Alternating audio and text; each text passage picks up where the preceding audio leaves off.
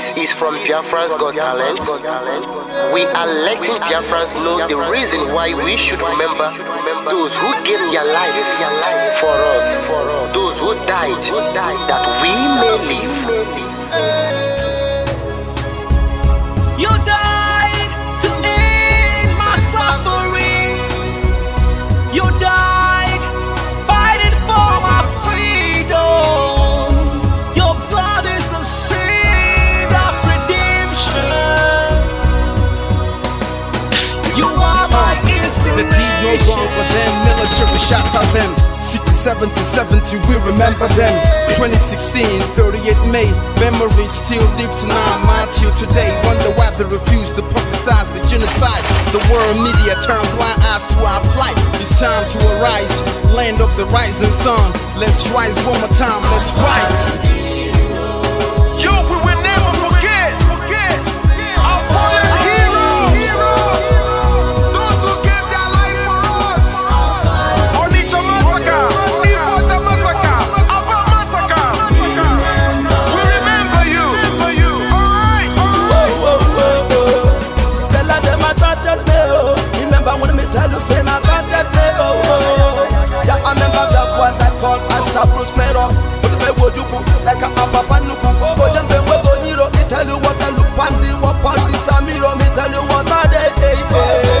For me the front and the rest of man, I tell you what I do. Me know that you come to tell them I want to promise you something today. We must fight together, no retreat and no surrender. We must hold them down till the end of time. The most important thing is that we will restore Biafra. May your soul rest in peace. I look up to the sky with tears in my eye. For other Biafrans and for freedom had to die. We will never forget you as the days go by. You are always in my heart, we'll never be apart. They fought for our freedom, they died for our freedom. They fought the Nigerian soldiers in the war front, without food, without guns, for our freedom, for our life, for our own good, for our children. We love them, our heroes, we want them. My heart bleeds when I saw them slain. Where will I be now if not then? They will remain indelible in my heart forever, forever, forever, and ever, and ever, and ever. We serve in your plantation, and the way you paid us back with your bloody starvation. We play in our history that the death of my people is a mystery. No going back to get to a victory. I had a voice now call for vengeance. I never get bombed, I'ma blow like a vengeance. Yo, we will never forget our fallen heroes, those who gave their life for us. Onitsha massacre, Ipocha massacre, Aba massacre. We remember you. Alright. Where will I be now? If not you, you died at Mali.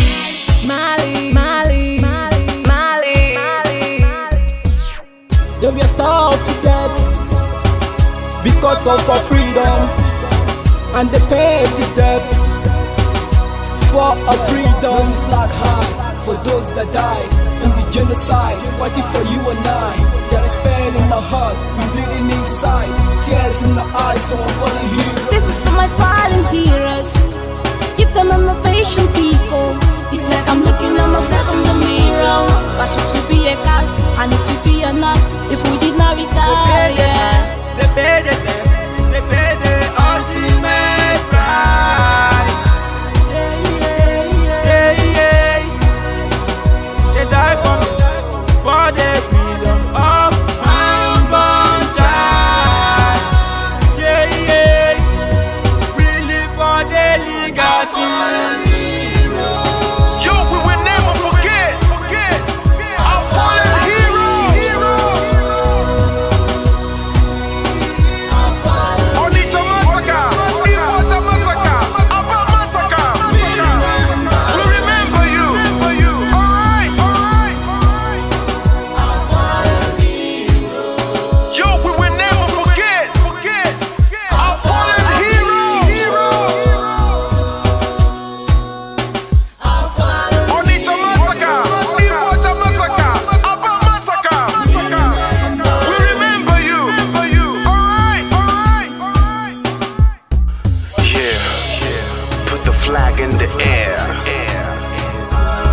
free. March on, cause we are more than conquerors. Yeah, you know what it is. We must revenge, and we must stand to represent who we are.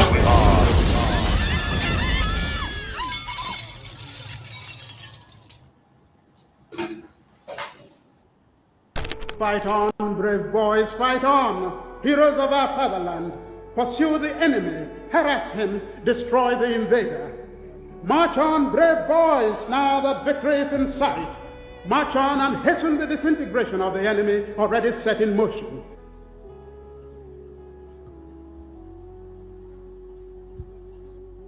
Fighting a war, knowing the difficulties, the odds against us, there is an element of fatalism, people feeling, well, if the world chooses to abandon us, then perhaps it is better we all perish. They don't ever consider a Biafra not free. They believe in either Biafra free or no Biafra at all. That means none of us living to see it. I need Biafra freedom. We Biafrans, we need Biafra freedom. For this, I decided, even to die, that Biafra must have its own freedom. I want us to work systematically towards the establishment of a good, progressive, and democratic society where all vestiges of privilege and social injustice will be abolished, and the rich contribute more for the welfare of the poor.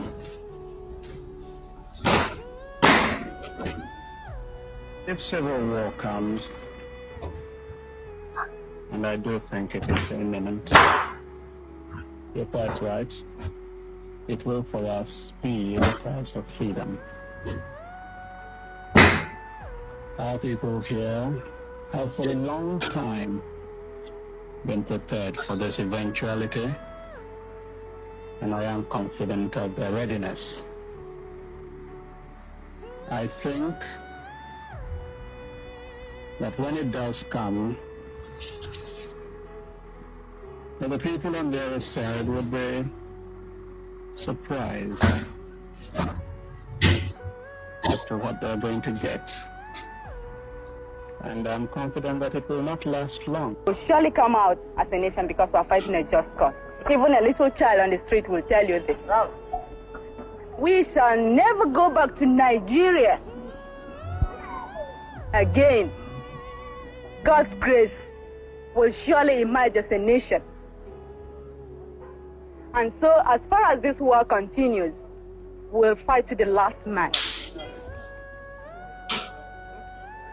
This is what Biafra is, the end of the journey for a persecuted, massacred, pursued people. We have made all attempts at a democratic resolution of this crisis. I have offered open elections, plebiscites. I have offered just an open carte blanche suggestion, anybody who can find a democratic way of finding out the wishes of the people, let him suggest it and we will go for it. Another Savior, holy, holy, holy, holy, Adimebujuku. Another Savior, holy, holy, holy, holy, Adimebujuku. Another Savior, holy, holy. If you do not believe in what we are doing, then you better get out. We're not going to stop. God knows we can never stop until Biafra is restored. We are peace-loving people. We abhor death and killing of another soul. It's in our nature, that's how we are. But because of that, they have been coming and killing us all these years. We've kept quiet. They've been killing and killing and killing quiet. We have a case at the ICC. We have a case at Africa Union. We have a case at, what else again? pending before the UN in New York. We've been to Geneva to tender our case. Before UN, till today, nothing. In fact, the more we complain to them, the more they come to abduct and rape our children, the more they come to kill us, the more they want to take over our land and our forests. And who told them that's going to be possible in our time? In a time, in a movement that I lead, you think you can come into our land and take it over? Oh dear. That means you don't know. Welcome, welcome, welcome. Thank you for joining us on this evening program. We appreciate everybody who has connected wherever you're connecting from. Please like and share the program to family and friends. Share the program to your neighbors. Share the program to everyone that is close to you. Very important. We must share the program and make sure that everybody gets this information. Don't keep it to yourself. We have come once again, as we promised, to continue to preach the gospel of Biafra, to continue to create awareness and let the world know what is going on in Biafra land. Remember that the protest for our Prime Minister Simon Ekpa is tomorrow, and already many Biafrans have arrived Finland already.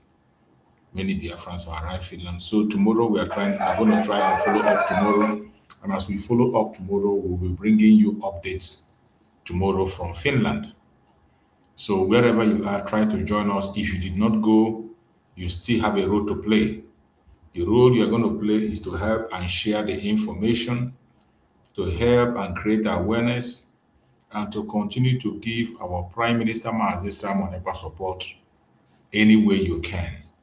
You can still support him spiritually by praying, whatever be your religion, whether you're a traditionalist, you're a Muslim, you're a Christian, you are a Hindu, you are a Jewish, whichever religion that you belong to. Tomorrow is an opportunity for us to pray and ask Chukwu to come and stand for our Prime Minister. This is an opportunity of a lifetime to change the wrong they have done to Simon Ekpa and to make it right.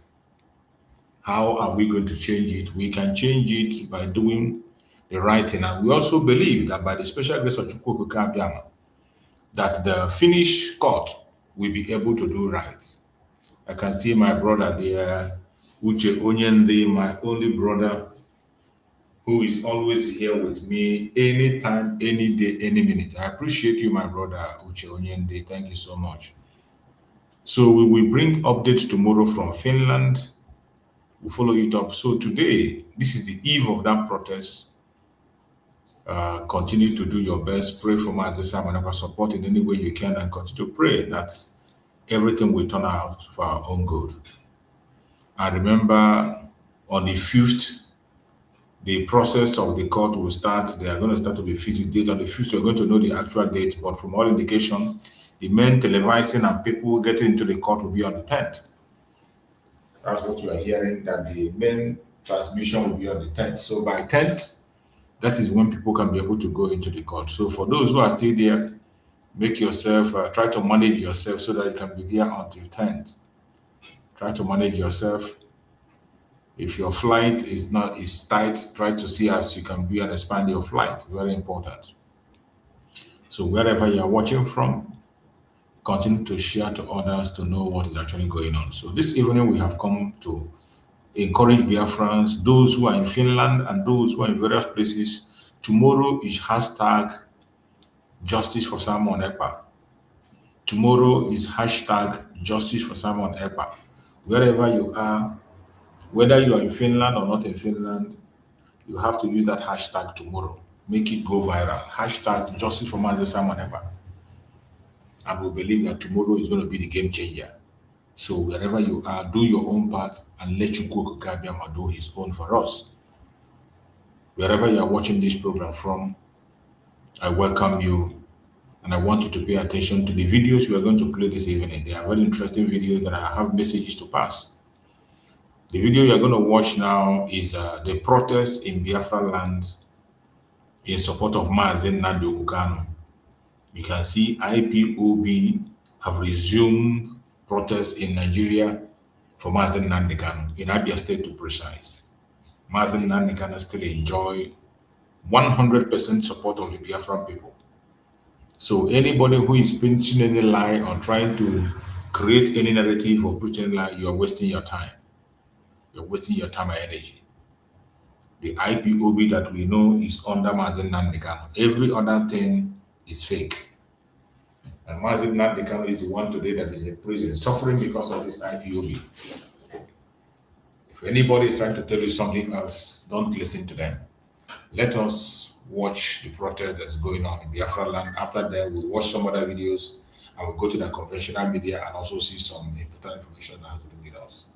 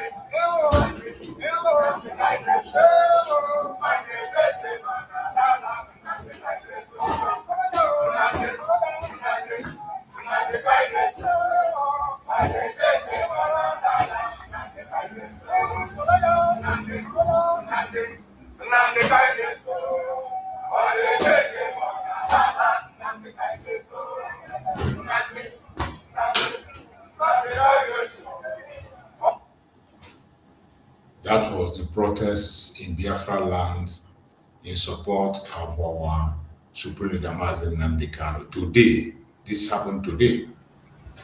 This protest was today in Biafra land. So Biafrans continue to support Mazen Nnamdi Kanu regardless the propaganda and blackmails. When they push their propaganda, they think that by spilling those lies, they think they will use it to confuse Biafrans. But the more they try, that's the more they fail. And they will continue to fail more and more. They will continue to fail. We must continue to support our Supreme Leader Mazen Nnamdi Kanu wherever you are, in any way you can. You can see people on the front line in Biafra land. They are not relenting. They took all the risk, put their life on the line to pursue the truth and to stand for the truth. So those of us who are abroad and all you do is to come online and talk rubbish, you should be ashamed of yourself. You should be very, very ashamed of yourself. These are Biafrans, genuine Biafrans who are on the ground doing the needful. As we speak, our land is under invasion. They are attacking our land, so many atrocities against us. And we will not keep silent. We will not keep silent and pretend all is well. We will continue to expose these criminals. We will continue to speak to the international community on what is happening. So I want us to listen to this. The atrocities that's happening in Biafra land today that nobody is talking about. Let's watch this. This is one of the things that is happening in Biafra land. Nobody is talking about it. Everybody pretend they are not seeing it. Everybody is pretending. For how long will they continue to pretend? For how long will they continue to pretend? But as they continue to pretend, exposition will continue. I want you to listen to Our this. people, since 4 years now, they are homeless. Their houses have been destroyed by the Fulani terrorists. And right now, some of them want to return back to their hometown, but there is no house, no help. Since 4 years now, how many places here, my friend? How many places? Since 2 villages, this is a local state. Since 16 villages. So that place. Fight all these attackers, 16 villages. They are homeless. My people, these our people, they are suffering. I'm telling you the truth, what I saw today. There are 5% number population that you are seeing here is 5%. 95 is not here. These people are thousands. 5% is here. Most of them are not here. Only few people, 5% is here. Homeless. No help. No help. I'm telling you the truth.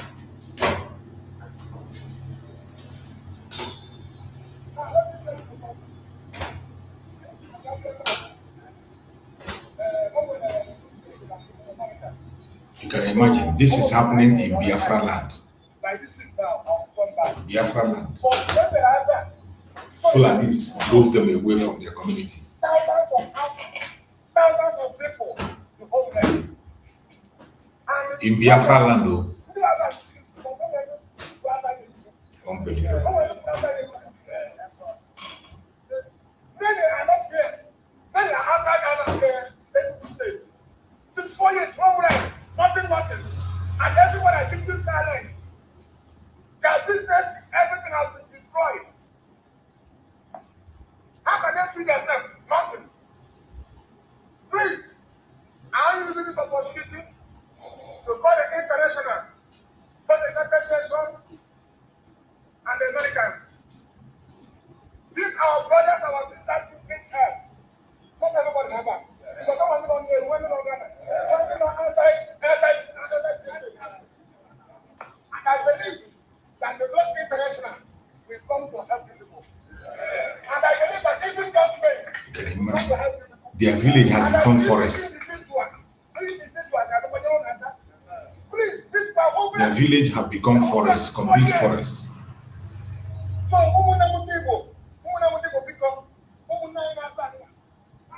for many years. And that's how I take it.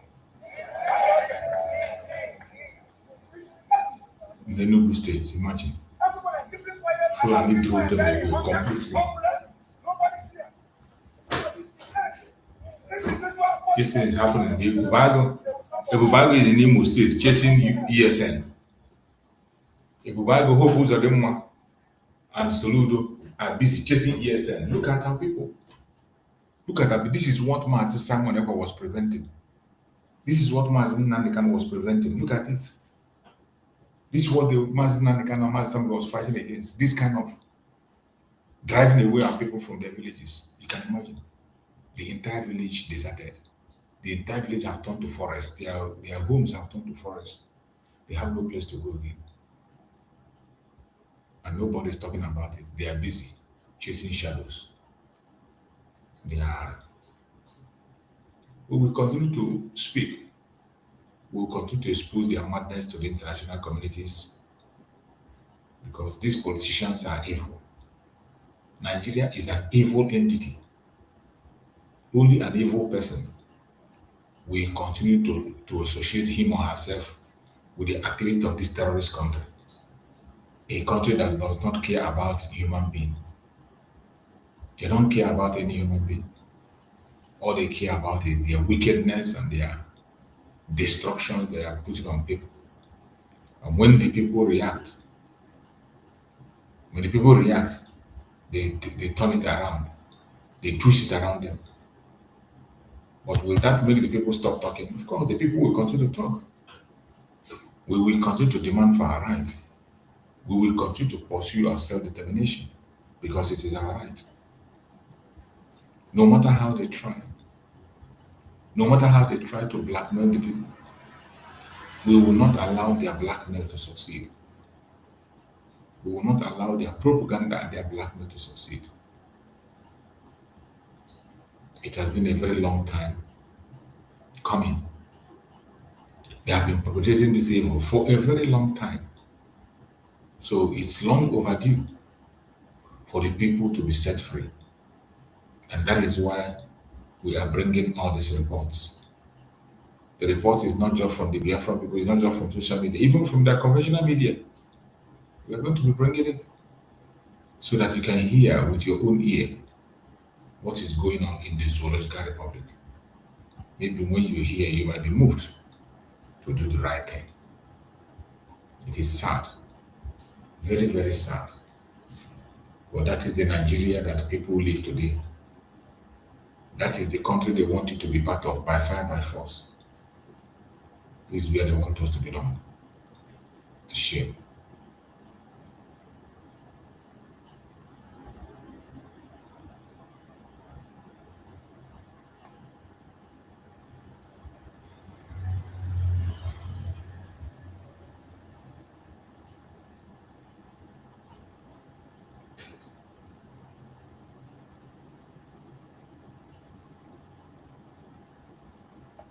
on icon.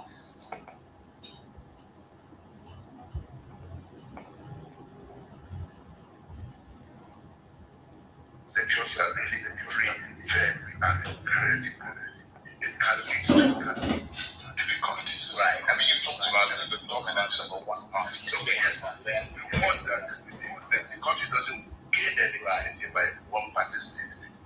Okay, so I don't know what exactly you said in this interview that made it seem as if there were conversations that were not meant to be had, or that John Icon was not meant to have said what he said, like they had streets conversations, and John Icon decided to come and expose the conversations they had.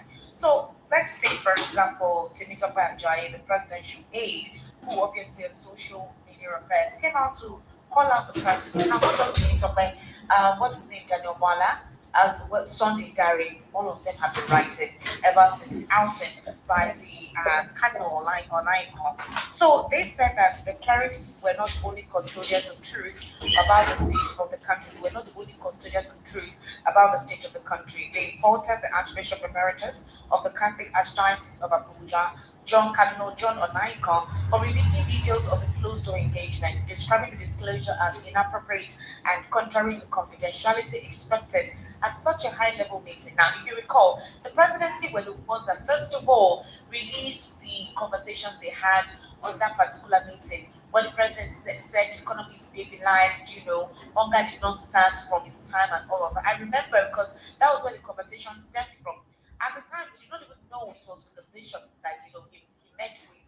So, what other confidential conversation was had beyond what a lot of Nigerians have been complaining about? That, Mr. President, you say that the economy has been stabilized, but the reality on ground is not what it is. And Cardinal John Icon said the people close to the president do not tell him the truth. I have always also reiterated that, but with the statement of the president recently, when he said the economy is stable, he was not the one that started hunger. Nigerians have been hungry before he was even born. And I realized that the president knows precisely what is on ground. He knows what is happening. He chooses to put his head where he wants to put his head and remove his head where he wants to remove his head. But he knows exactly what is going on. So that aspect of that immunity or that consideration, I remove my mind from it, that the president knows exactly what is going on. It's just about the willingness to acknowledge these things and exhibit some form of empathy. That is what is lacking. Anyway, the controversy followed Onaikon's appearance on that monitored television program.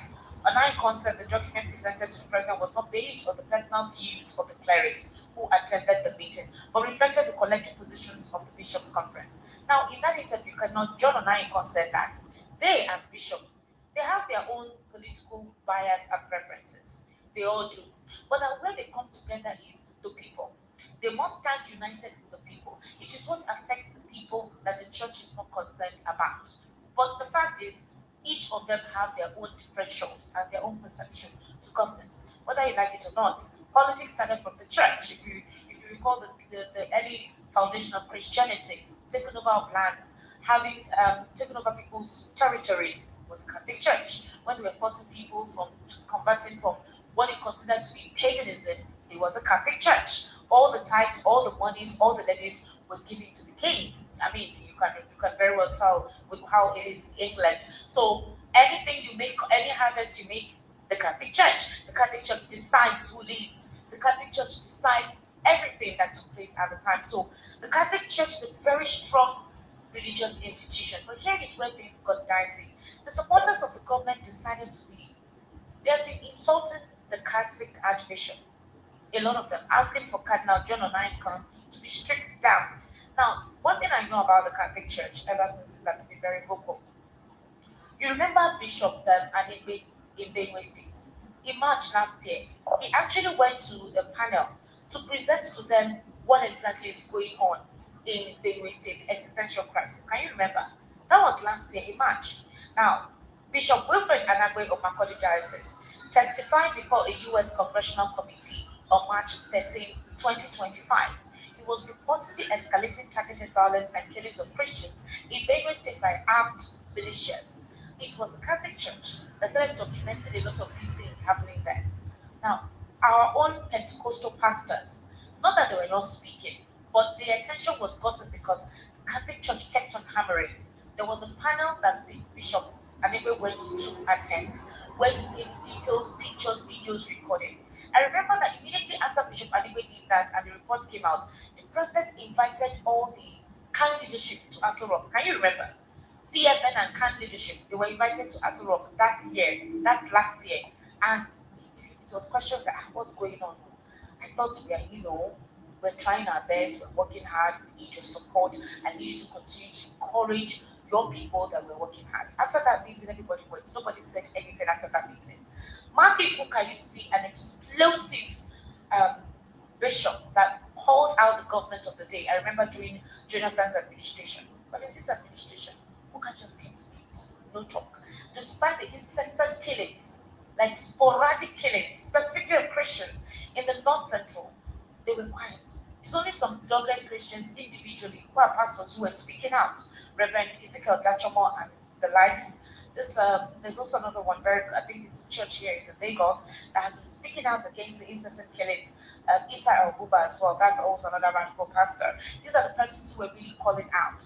But the Catholic Church has always maintained the truth in their stance towards what was going on in the country. Now, if you also try to do a calculation of the region that practices Catholicism, it's the Southeast, they're dominant in that. Now, the presidential aides and spokespersons and what do you call them, data boys, that's them infusing Peter Obi into the whole thing. They said that the cardinals had their own desired candidates and they wanted to tell the president, to be for their own desired person to emerge, that they started bringing out pictures of John Onaikan and Peter Obi in 2023. So they were saying that the bishops had their own candidate, and that's Peter Obi because he's a Catholic. All right? But if you want to look at religion, whoever it is that we use in religion, what about the Muslim ticket? Who would have ever believed that Bola Ahmed Tinubu would have used Muslim tickets? Because Buhari's administration or Buhari's time, who you call a core Islamic person, did not even do Muslim. He did Muslim Christian. So he did Muslim. If you now want to look at some key appointments of this administration, most of them are from a certain church. The EFCC chairman, the same church. The current Minister of Finance, the same church. Minister of Defense, the same church. What's his name? Former Inspector General of Police, the same church. APC youth leader, the same church. So who has been using religion for an advantage if you consider what has been going on recently? Not to talk about the traditional leaders, especially in the southwest here, and then the clerics too, the Muslim clerics. So they were trying to make it seem as if the Catholics or the bishops who attended that meeting with the president already had a preferred candidate, who is Peter Obi, because Peter Obi is a Catholic. And they started abusing their cassock and abusing Peter Obi. Like I said, you guys get ready. If you do not have the heart for it, everything will be used as an ammo against any of your preferred desired candidates. Now, yes, the president was not happy with what was said. The president insisted that the economy was stabilized and that he's not going to give the opposition a rope to tie for them to tie him down. All is fair in politics. In other words, everything you see happening in the political space is headed, directed, casted, organized by the current party. From that statement that was made by the president. Maybe the president didn't want that aspect of the conversation to be put out there. So Bishop Onaikan coming out on national TV to speak just literally summarized what the conversation was. It's now left for you to tell me if what Bishop John Onaikan said was wrong or if it embarrassed the president in any way. We're all having a healthy conversation here, so let's decide for ourselves what we're discussing this evening. All right, ladies and gentlemen, because of facts, Atiku Abubakar came out to speak to President Bola Ahmed Tinubu. Atiku said, "Why are you criticizing the Archbishop? You already know the economy is terrible, security is down the slope. These are the realities of ground. So why exactly do you not like criticism?" You know, that's what Atiku is saying. You don't like anybody criticizing you. You don't like anybody talking about your government. You are also apathetical of the people. And anybody that critiques you, you sabotage, you make all forms of nuances against them. So what do you want people to do, if not to express how they feel? Now, the US too has also come into play because of the recent killing as well. You know what happened very recently, where not just in Kaduna, in Enugu, some persons were abducted in a church, 2 people. Now, the youth in that community say, we're not going to sit down and wait for security operatives. We're going into the bush ourselves to rescue our people. They don't trust the security operatives to do something as soon as possible. So they've gone to the bush. We don't know yet if they've gotten anybody in regards to that. Now, for the US president and their likes, like Senator Riley Moore and the likes, they're saying the president really needs to do more concerning insecurity. The recent killing in Kaduna State makes no sense. I'm sure you already know that at least more than 30 persons, including children, were murdered in Kaduna State just yesterday.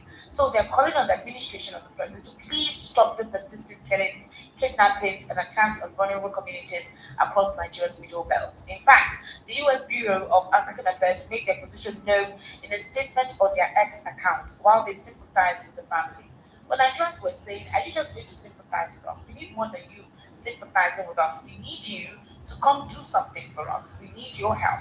As it stands, Nigeria is bleeding in regards to security, and that the government of the day is basically, show more interest on that, leaning towards making sure that they present an attitude of political centeredness. That's what they are concerned about. Well, my analyst this evening is Barrister Eze Erujin. He's a political, national, and social affairs commentator. I also have Mr. Lawal Ekundare right here in the studio with me. Good evening, sir. How are you? Yesterday was your birthday. How was it? Happy birthday to you. Thank you. Welcome. God bless you. I hope you enjoyed your day. Yes, I was at home. You were at home? It is well. you're and you give me empty-handed. Yes, sir. This is Nigeria. This is Nigeria.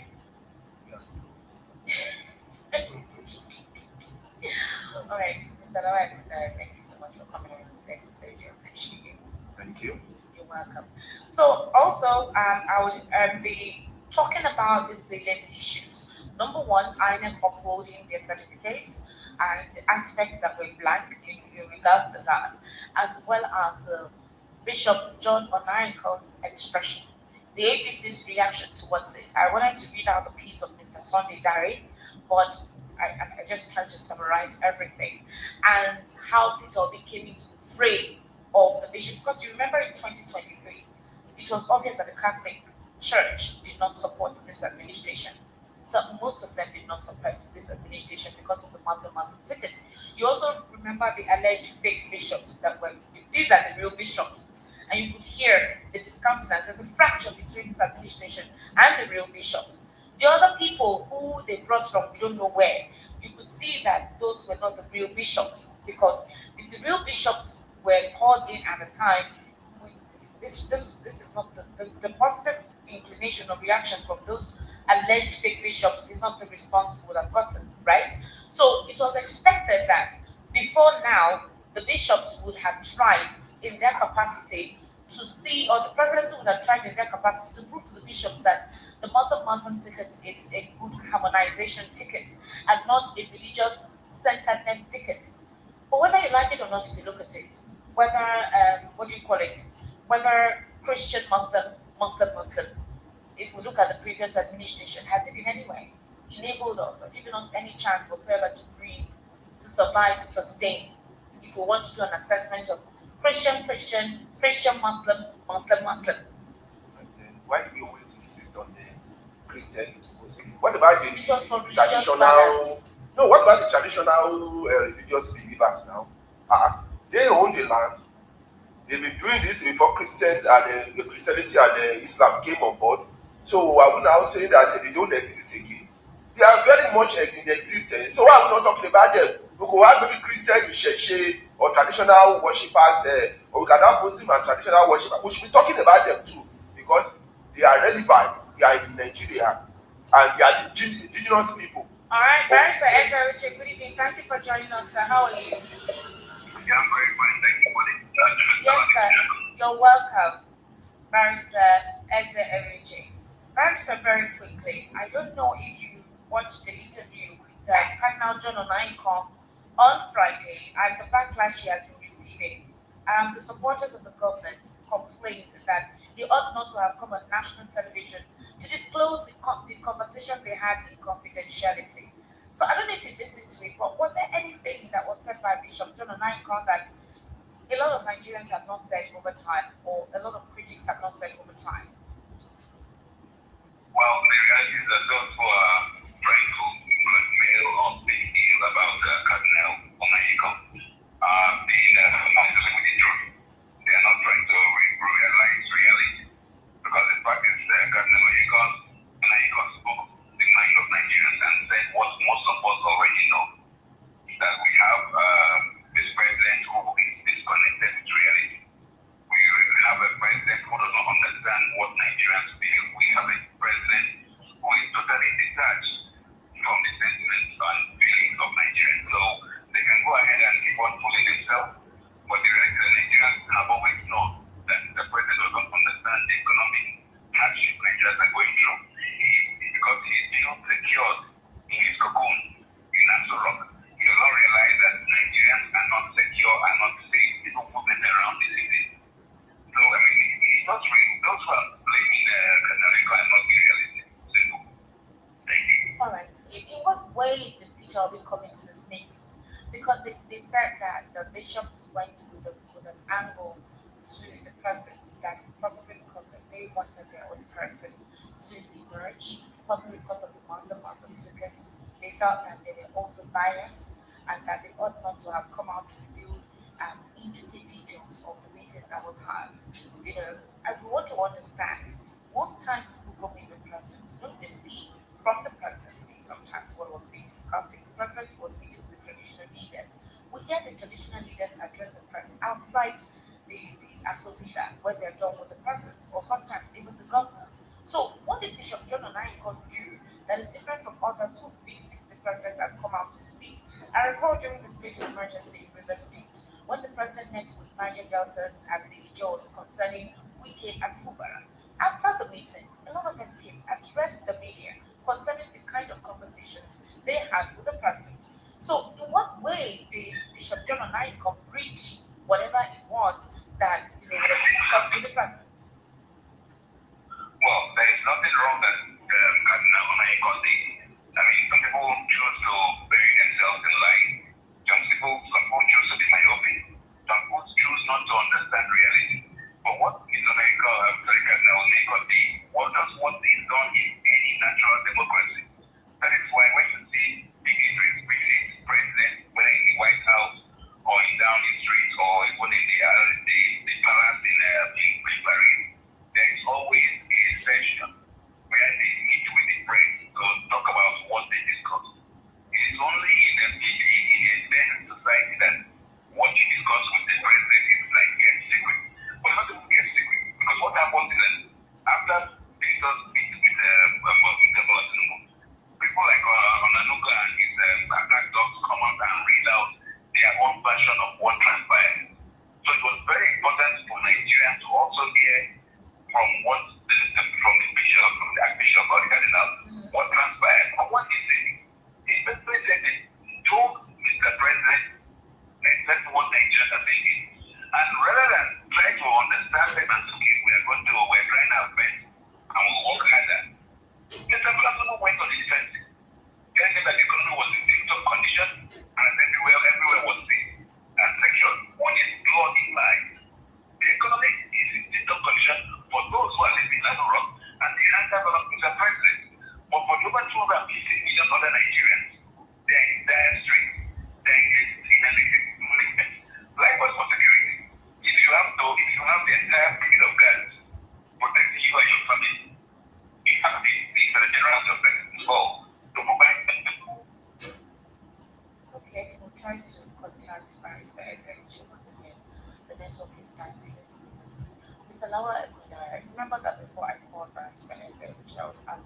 question. I said that Muslim tickets, Muslim Christian tickets between the previous administration and now, have things gotten better with that combination or worse? Because if that is what the supporters of the government are using to criticize the bishops who went to visit the president were exposed and expressing what they consider to be the attitude of the position of the president for during the meeting.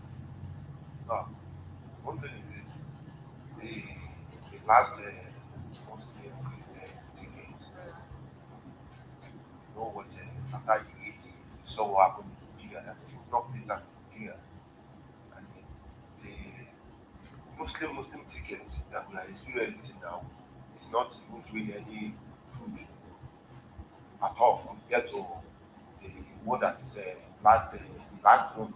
It's even getting worse when it comes. So Nigerians now are asking for, maybe if it is kind of, especially when it comes to the issue of insecurity that is blamed on this Islamic terrorists.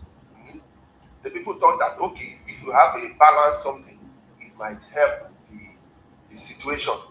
Now, the bishops, that is, I'm talking about the Catholic something. Now, from time, it's not that they didn't, they were against the election of President Tinubu. It's just that they felt that Muslim ticket, may not really give Nigerians what they want based on the situation of the last administration, which is the Buhari administration. So they thought that if there is a balance, it might help. Now, they raise an eyebrow, and then what is happening now? Prove them right. Are you getting what I'm saying? What is happening now? Yeah. Prove them right. So when they raise that eyebrow, then they commented on it, and people thought maybe you are being religious, you are being sentimental. They waited, and now they have the right to come out and say their comment that we mentioned this thing last time, and don't you think it is something that we need to look into now? But what we hear is that people are being manipulated to attack them because they try to change the narration of what the Catholic bishop, went there. Now let me put some things through. I have two things I need to say about this. One, the Catholic bishops represent millions of Nigerians. Do you know that they have members? Millions of their members are in Nigeria. Therefore, they have the responsibility of welfare of their members. Do you agree with me?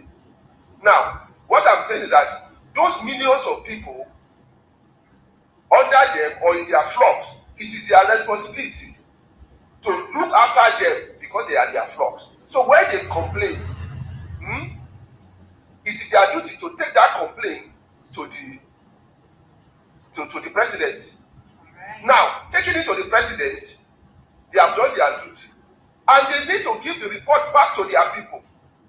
It's not a hidden thing because millions of Nigerians, how do you hide things from? Because they sent you out. They need to talk back to them, and that's what they are doing. They have not done anything wrong. They have spoken the truth, and I don't know why they are getting this backlash from the presidential spokesperson. It's not just the spokesperson, it's even all most of the supporters. Barrister Ezra, thank you. Welcome back. We have a network situation. Okay, thank you very much. Yes, so Trump is not happy. Trump said House of Rep member Riley Moore, Ted Cruz, over the recent killings in Kaduna State. Now, we thought there was an agreement, right? And the Nigerian government has actually put themselves out there to ensure that these killings go unabated. In fact, very recently, the ECOWAS mission, they were able to package about 96 or 86 Nigerian troops on a rescue mission. It's part of the responsibilities anyways. So, our soldiers here actually quite lean. But you see, this killings, wanting killings continuing, the US expressed its unhappiness and saying that yes, in as much as Tinubu has upgraded in his effort to tackle this, more needs to be done, especially in the North Central. Also, if you recall last year, Bishop Anagbe went to a panel about the existential crisis the people of the North Central were going through, presented pictures, details of the murder, and how so far a lot of them have been displaced, which obviously made the US get interested in the recent killings in Nigeria. And obviously, when you heard Nigeria considered a country of particular concern. At this point in time, do you think Nigeria should continue to hope or wait and believe that the US will do something to upend these killings? Secondly, the US has said that they will monitor the elections, that Trump is particularly interested in this election. Yes, he's interested. But whether he's interested or not, will it make any difference? They have always monitored elections, and it makes no difference. The United States of America always likes leadership that will attune themselves to what is needed. So at this point in time, why do you think Nigerians keep relying on Trump or any other person to help them out? Well, thank you very much. I don't think that Nigerians rely solely on Trump, but the reality is that the United States operating the United States under the presidency of Donald Trump have assumed a lot of extraterritorial powers that is beyond the state of the territory of the United States. And they have exhibited this on challenge in different countries. They have done it in Venezuela. They were just go and pick up Maduro and put in the jail. They are doing the same thing in Iran, where they are making a lot of complaints against the United States. So the reality is that they shown that interest of exercising between power and will beyond its territory. So perhaps that's why Nigerians are talking this interest in what's going on in Nigeria, particularly considering that the current Nigerian regime of Bola Tinubu has two particular areas where the U.S. president is known to very great feelings about. One is the area of drug trafficking and money laundering, and secondly, the area of Christian genocide. With regard to the reaction of some people to the killing of Christians, the sad thing is that with the utterances of the current regime, of Bola Tinubu's regime, it appears that the government is independently, or even perhaps directly, involved in Christian genocide. For instance, the attack against Onaiko is like an attack against the Catholic institution. If you understand what the office of cardinal is, the cardinal would have been involved. I mean, by setting the attack dogs to vehemently attack and try to rubbish the president, not one Catholic cardinal, but also the entirety of the Catholic bishops of Nigeria, shows that the government does not respect very exposed clerics. Now, if you don't respect the leaders of the Catholic institution, of the Catholic Church, people who have become people. What is tending to those extremist terrorists on the field about the Christians? You are telling them they can go ahead and kill people. That is inadvertently what they are asked against is portraying the government as a government that lacks respect and of not giving down on the highest spectrum of Christian clergy.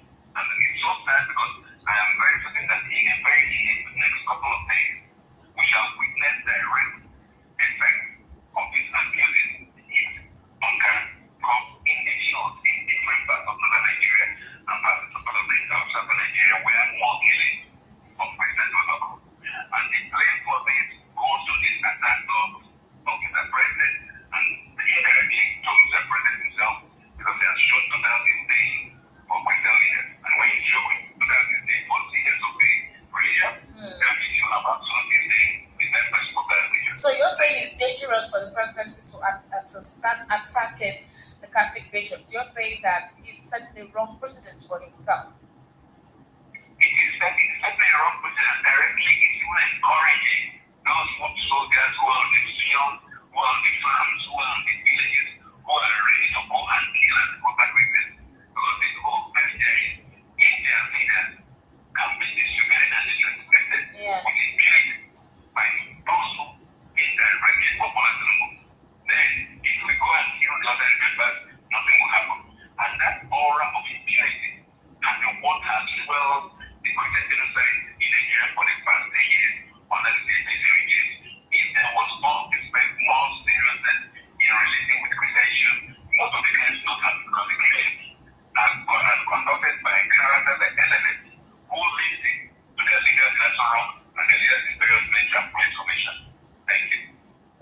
Barrister, let's look at this. If people want to consider subsequent things going on, must everybody attune themselves with what is going on in government? Let me give you an instance, for example, Barrister.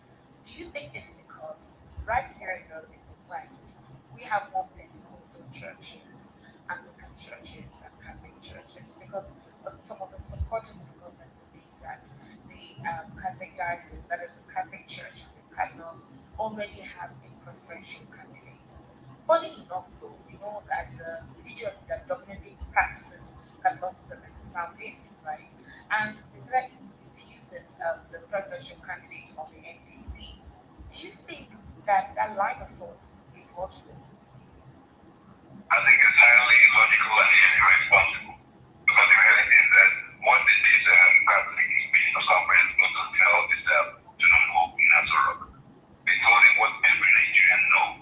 The society is not secure, where there is rampant insecurity, that the economy is telling on Nigerians, that many Nigerians are sinking deeper into poverty. There was no politics discussed. It was just reality.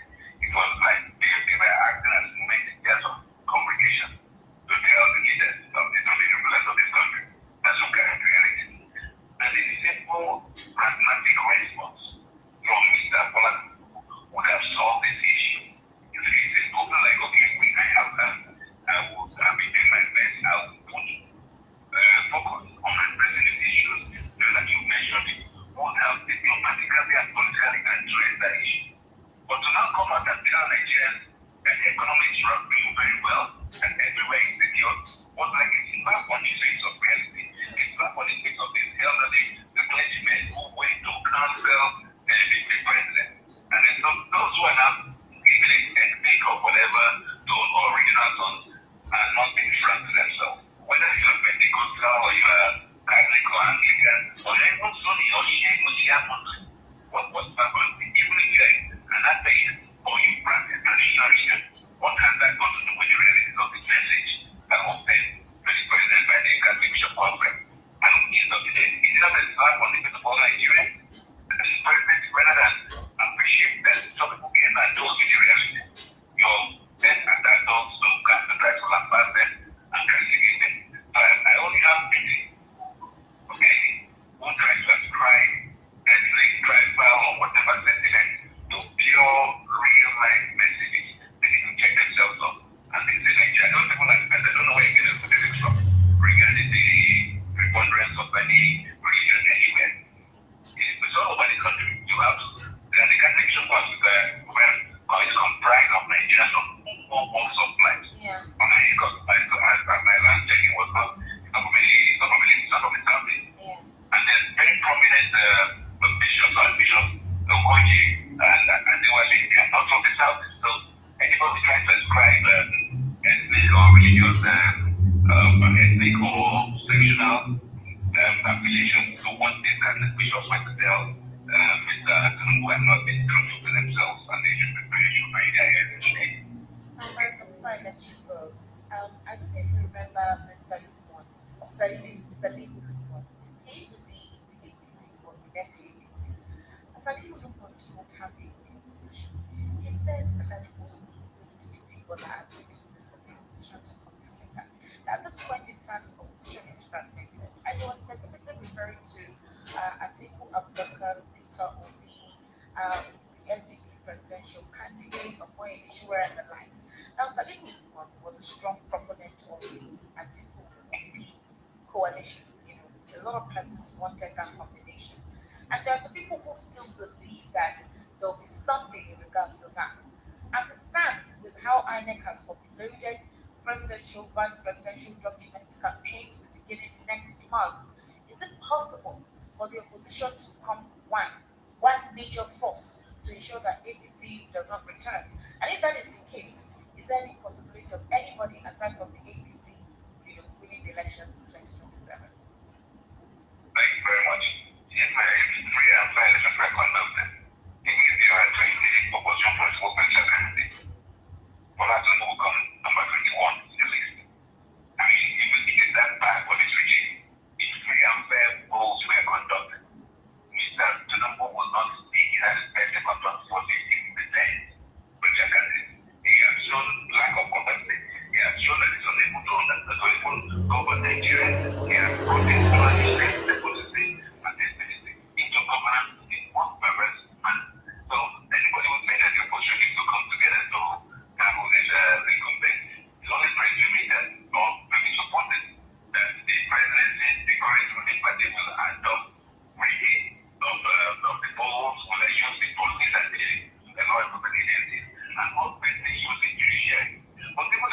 united with all the powers, all that is one of the super growth with the APC, the APC claims to have in their meeting. They are still desperately trying to outsmart or legitimate the opposition party. And unfortunately, understand the reality that despite their control of INEC, of police, of virtually all segments of government, if free and fair polls take place, Mr. Blasco will fall out. He will fail. Okay. So the opposition, if the opposition can consider, okay, if not, they can go ahead and run this election. And that I very much believe that if they run up the vote, it will not be between Mr. Tinubu and anybody else. Because he will even fail in Aso Rock. He has failed in Bonilon, he failed in Lagos State, he has failed in virtually all his so-called constituencies. So communication will be anything. But for some of us, we have to believe, and that belief is not just the decision, it's reality is based on your back. But his supporters will tell you that he has done quite a lot, and the NELFON, the establishment of the Northeast South Development Commission, and a lot of other initiatives that his administration has implemented, which they consider to be first of its kind. One of the main noise there is so-called ruling party is that because the parts of the neutral. I came by a road from the east to Lagos a few days ago, and it was the most harrowing anybody can wish for their one. Between Asaba and Benin, from Benin to Ore, the whole road was a huge mess. This is a government that is they protested that lied to itself. When they tell you money around 20 like this, they deny the wife. So when they give up in all this time, why are they afraid of the polls? Why are they afraid of conducting free and fair election? It is not they have done so well. Mr. Abbas not his biggest and abysmal failure. And I think to be conducted, he was not able to find a standing up there. But I really believe that when the election will be conducted, Mr. Abbas will not be on the ballot. And the reason I'm very happy and sorry what is this issue of this drug involvement with But there's no competent court that has implicated him. He forfeited or something. When Maduro was picked up by the United States, it was not a drug deal he did in the last 10 years. But it was on their record and it's okay. It's a crime that has not been paid for, so he needs to pay for it. Likewise, the issue of the genocide against Christianity is continuing. And it's an issue that are already been discussed in various parliaments across the world. Either that still by in foreign countries. Yes, some of these crimes are international rights that any country has the capacity to intervene to prosecute. So hopefully, this may be more, Mr. Bolsonaro will not be on the ballot. And I will now know what will happen to the APC at that time. Because they will be to the ballot by Bajan and free and conducted. Thank you very much. Thank you so much for taking up this giving us a bit of your time and expressing some of giving us your perspective to the questions posed here.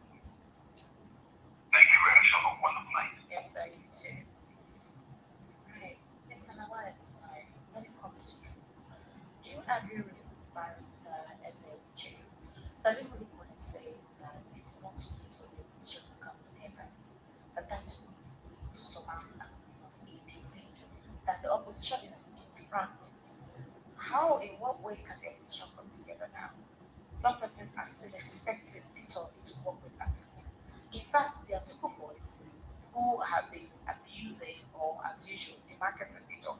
A lot of them relaxed a little bit of that because they still think that something will happen in terms of bringing Peter and Atiku. Is there any way, in any form, that will take place? Now that everything has been established to it is, we still await the appeal court's judgment on the MDC though.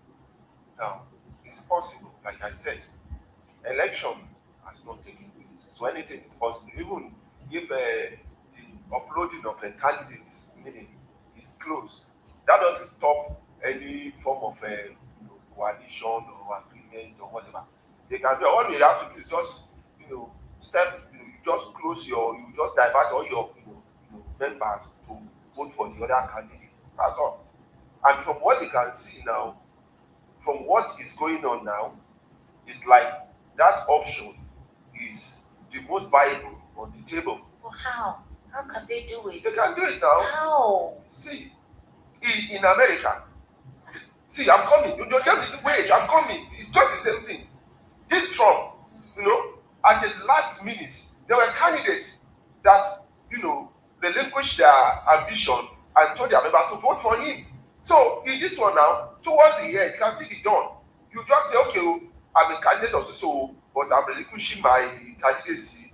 My members vote for this person. We are working together with this person. All we have done is a way of trying to prevent. What they're saying is that the two strong opposition and the separate political parties. Doesn't mean they can still come together. Okay. They can still come. How? They see there are top big wigs in politics in the opposition that can consult with the two of them, consult with the others, and then they present that front, because it's better for the person you support to win than for all of you to lose. You get?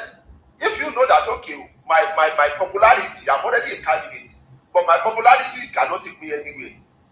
So instead of losing, I might want to give my popularity to somebody I know has it better. Okay, so let's say now, Peter Obina, you're saying it's possible for him to step down to show support to Atiku, or decide to be a vice to Atiku, or what way? Or are you saying that there's a possibility of Atiku stepping aside to support Peter Obi now that after, he has paid a US lobbying firm, where they are also doing the Nigerian government is lobbying opposition to his lobbying. So he has spent all his money doing all of that. He just recently returned from a trip, and we all know what all those trips are for. And you still believe that somehow these people can come together and work together? So why not? This is politics now. See, Mandela spent 27 years in prison, lost his whole life and everything, and gained it back because of his people. So if you spend something because you believe it's for a good cause, it's the name. Atiku doesn't need money now. He already has money, and he has got to the prime of his age. What he needs is a name. You get it? He needs that. The only thing he needs now is a good. Is that to make that name he already has to become bigger. That's all. Because all the money he already has money. You know that this current party is not ready to relinquish power. I mean, hearing how the president reacted to Bishop John Onaikan and the other bishops when he says the economy is stabilized, all is fair in politics, that was quite indicting. That was indicting on what the opposition has been complaining about all this while. All right, and then he also made mention of the fact that hunger in the land did not start with him; it started from before he was born, and that is the reason why the fellowships, the churches, this is the role the churches needs to play. That the fellowships they can lying to their people every now and then. They can also assist, and that he also used the opportunity to tell the state governors to perform, not to build flyover bridges, but at least prioritize the interests of the people. If you build projects that are not people-centered, what is the essence of the projects you're building? No, I'm just asking you, sir, that he's telling them the same thing. The conversation that was had with the cardinals, this administration is not ready to let go. So the big question is, what is the buffer? What is the counterpoint in your position? What are they bringing? What ammunition are they going to bring? This is because if it comes to propaganda, APC is top notch. If it comes to deviating attention, APC is top notch. If it comes to hypnosis, they can hypnotize you if you're not deep enough to understand what is happening. They can literally hypnotize you by reading out some statistics that they seem as if they understand what they're saying. All right. So if you want to, for the opposition, believe that they can counter anything that the current government is doing, do you see them in this fragmented piece having to have a buffer to shield themselves or withstand what is coming? Because the campaign is starting next month. See, there's always plan. A good, a strategies you have planned is okay. You can even, reform your plan. Now, from what the president has said now, is an eye opener. It's for them to raise their eyebrow. No, that was insensitive. No, I'm talking to the opposition. I'm talking to the opposition. Okay. So that you begin to see your watch. You begin to see where you are going. That's why I said, if you are a candidate, and you discover that, okay, with this level I am as a candidate, so I'm already a candidate, uploaded in INEC or whatever, my popularity, I am a minority in all of them. It's better for you to transfer your camp, you get it, to somebody else that you know can win, than for you, all of you to lose. Let me ask you a question. If the president had done, let's say, four things, the biggest, to me, the biggest error was that subsidy come. Because that was, see, let me tell you something. Watch very well. When Obasanjo, former president, was president, you see, when he increased fuel, there'll be a complaint, and then you bring it down. You can increase it again after some months or a year, you bring it down. You get it? Now, that means he has a listening here. When it was Goodluck Jonathan, when he increased it, you know, there was a lot of protest against it. He reversed it. Do you remember? So if somebody said, I am going to remove subsidy, do you ask for the person's plan? People have different plans now. They may have the same goal. Everybody wants to 100, but each person has his own plan. Somebody may read better than the other. Somebody may have somebody, a teacher teaching him. So the question is, if this person said, I'm going to remove fuel subsidy, you ask about his plan. Maybe he's going to put everything in place in such a way that this subsidy will become obsolete, to become irrelevant, and then you will remove it and there will be no problem. Do you ask about his plan? Did he say, the moment I get here, I will remove, the moment I'm sworn in, I will remove it immediately? Did they say that? So we should think straight and don't be dissuaded or confused. So that fuel subsidy was a major flaw, because that fuel subsidy affected so many things, plus even electricity, small scale business, people who wish when there's no electricity, they depend on generator or whatever. Number one was electricity, all right. Number two was economic restructuring, and number three, though he did not really emphasize in terms of giving us a detailed plan of how he intends to curb insecurity, but he said he was going to employ more youth into the military. And I asked him, I said, if those basic three, because I remember during Buhari's time, during the Naira redesign policy, the president said, we need to breathe, let us breathe. And then we thought that when you come on board, you will reverse those choking principles and policies of the previous government, but it has gotten worse. Even now, with the fuel subsidy removal, we can't tell precisely. The administration keeps on telling us that they're using the monies to pay salaries, that no more asked to strike, and that even they're paying the governors more money. But that's don't strike this year. No, that's what Mr. Taiwo is saying, because we have to ask questions. Where is the subsidy fund? What are you using it for? So the people are not feeling the immediate impact. And the presidency will tell you, ask your governors, because we gave them more money to sort these things out. So everything cannot come from the federal government all the time. But at the end of the day, when you go to the filling station, to the dispensing outlet, you're buying petrol for 1,350. If this not the Iran war, it would have been hovering between 800 to 700 naira. So it was still steep, it was still high. Market prices on domestic food items are fluctuating. As of possibly February this year, they were quite a little bit better. But now, not better, easy. It's eased up a little bit. But now the marketers are complaining that they've increased again. I mean, I sent one of my interns to go to a Vox Hub, and they complain about the implementing that, not stop on transportation, and the fact that there are no jobs. The jobs are given to people who know one another. Most of the jobs are given to people who are exposed to people who may possibly have some connection somewhere. What about drugs? Drugs, pharmaceutical drugs. Well, I think if you notice, we're now having different brands. Not like the normal. I think apart from the fact that it's still very high, it's high. Yes, it's high. But I noticed that you can have alternatives to the ones that you use. All of them are high. Even the one that is the new brands are very high. Even canned fish. Remember, it used to be a specific brand in the market. So that one now has been diversified. You can buy different canned fish based on how much you have. So you some canned fish. Monitor which one is good, which one is good for your health, which one is not good. Depends on the taste. The rice, you have different types of rice. Yes. So you have to go and buy the cheap one, and some of them have health problems. That was the essence of deregulating the market, I think, to have alternatives. If you cannot afford the other one, you afford the one that is within your ambit. That is curious. The thing is, there is no more saving culture. People can't save. All right, when you have transport increment, food increment, house rent is over the roof.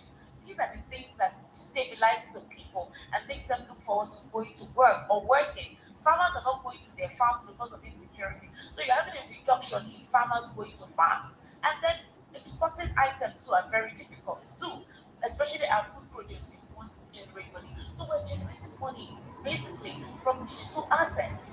And telecommunication industries where we're really making a lot of money. So the big question is, if the basic capital model is set, don't you think Nigerians may say, you know what, if you like stay here for 100 years, we don't mind? Yes, that's it now. That's why it's called politics and why it's called democracy. If you favor the majority of your people, they are the ones to go and vote. No matter what oppositions are saying, people already made up their mind and they go ahead and vote for you. But if you are not popular with the people and people are groaning, no matter what you do, you know, the people. So from the disposition right now, do the opposition have what it takes to combat the ABC? Whatever anybody is seeing politically is still what you call baby steps. When campaign starts next month, do you know that already door-to-door campaign from River State right to Polo, they're bringing correct iPhones branded. I'm telling you. How many can you give? Well, all those ones are just face value. Okay. It doesn't hold water because you can, if you have in the population of a state, you have millions. So you want to share 1 million iPhones. Is it possible? Maybe you share like 100 and then you begin to make noise about it. See, I am telling you, you can't share more than 1,000. In charge of that volcano pipeline. Do you know how much Polo makes? See, you can't share more than 1,000 iPhones. You get it? I'm telling you, you can't share more than 1,000. And then you have millions of people there. So all these ones you see, they are just face values. They are just way of calculating the people to make them believe that that is what you do all around. It's just selected things in here and then use media to popularize the rest. That's all we are saying. The only flaws that we have with the opposition, the only, you know, let me say, the edge with the opposition is that they are fragmented.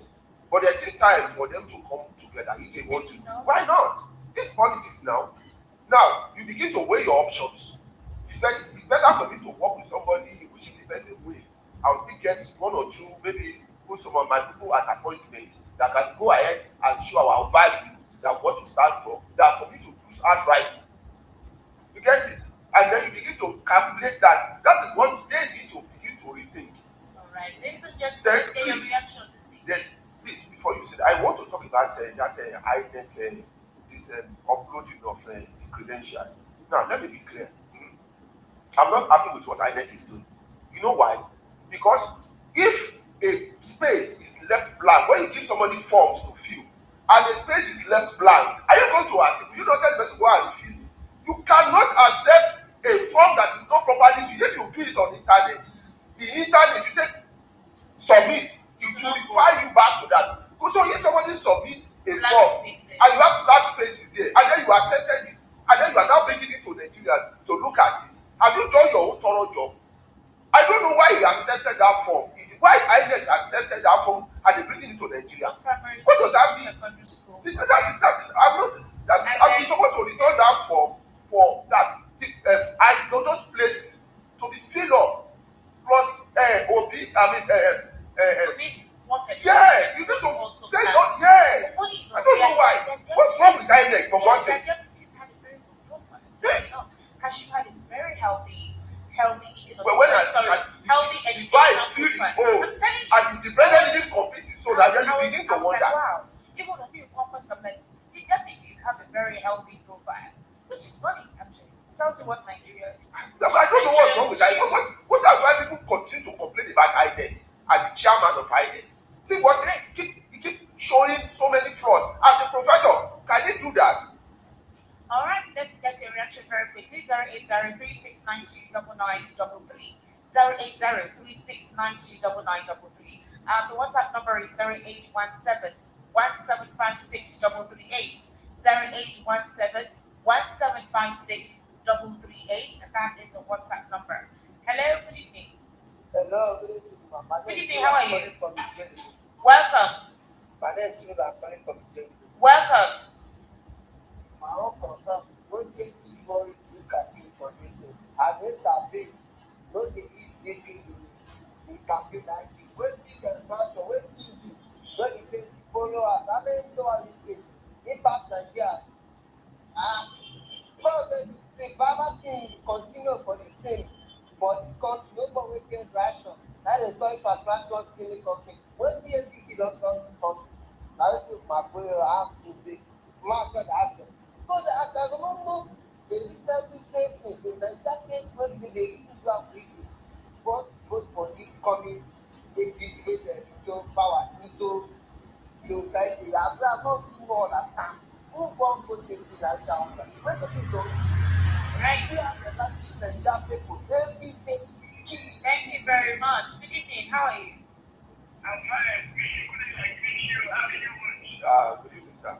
Thank you. Hey, you're welcome. Thank you. Your president is so efficient. Let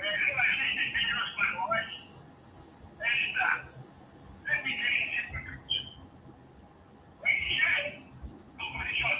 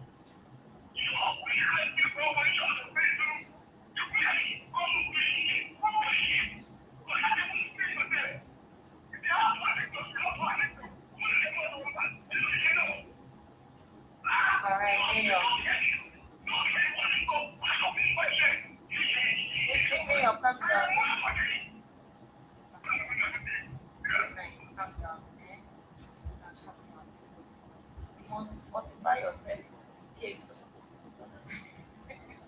Hello, good evening. How are you, Shola?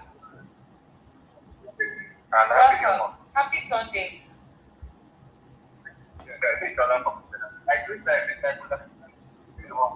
Yes, it's the one. Shola, what are you using? You're fading in and out. Are you using an earpiece?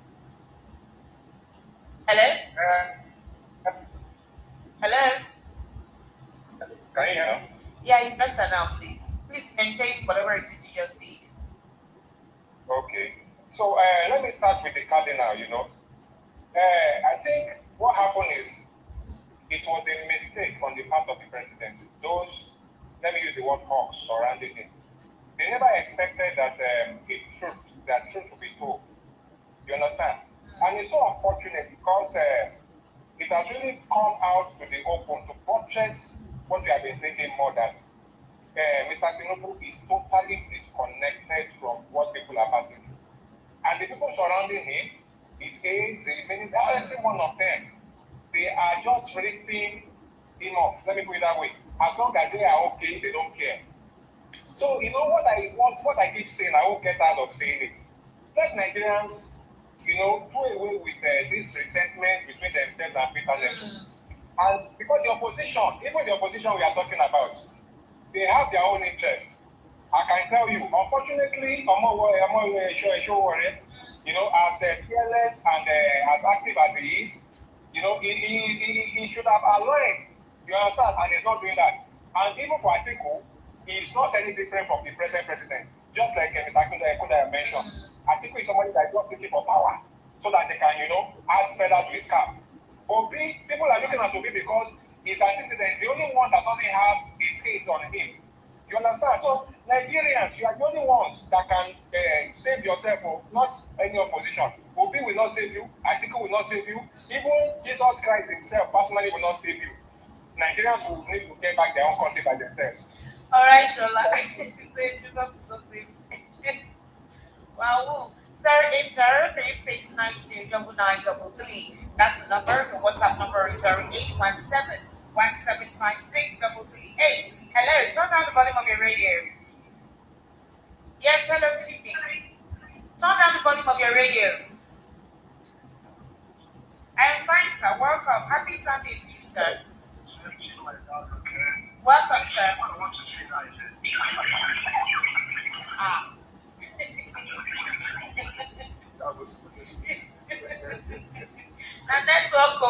The network can embarrass. Please try and call back. Hello? Hello? Good evening, sir. How are you? Good evening, I'm fine. It's Maxwell calling. Maxwell, welcome. Where are you calling from? Mushi. Maxwell, it's a cold Sunday today. Please go ahead. My own part of it. I wish you have INEC for this thing is going on now. So for me personally, I'm not sure of INEC. INEC have already bring back for what is going on now. So what we agree, the main issue of my own side is INEC. So Nigeria should be more focused on this. That's my own part of it. Alright, thank you very much, Maxwell. I think there was something that we also said we follow them to their, like what happened in Kano. I mean, that's what he was proposing. Alright, 08036929933. Hello, good evening. How are you? I'm fine, ma'am. Benson from Mota. Mr. Benson, welcome, sir. I agree with you, and I love your program. Thank you. We are the opposition. The former we are the opposition.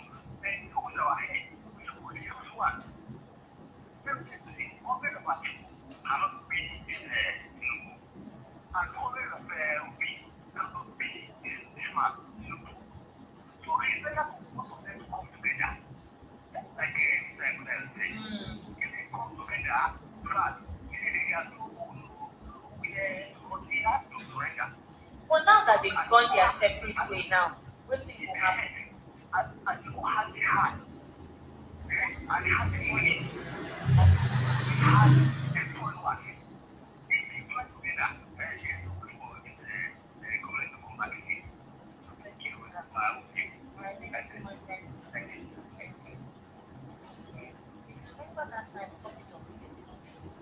I think those are some words to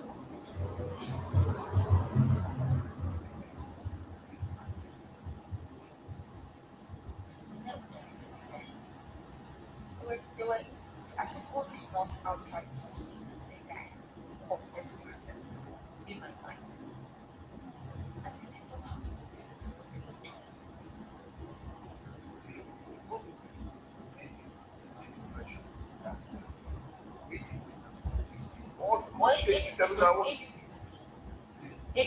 But if they had all their heads, what have they done with their heads? All of them.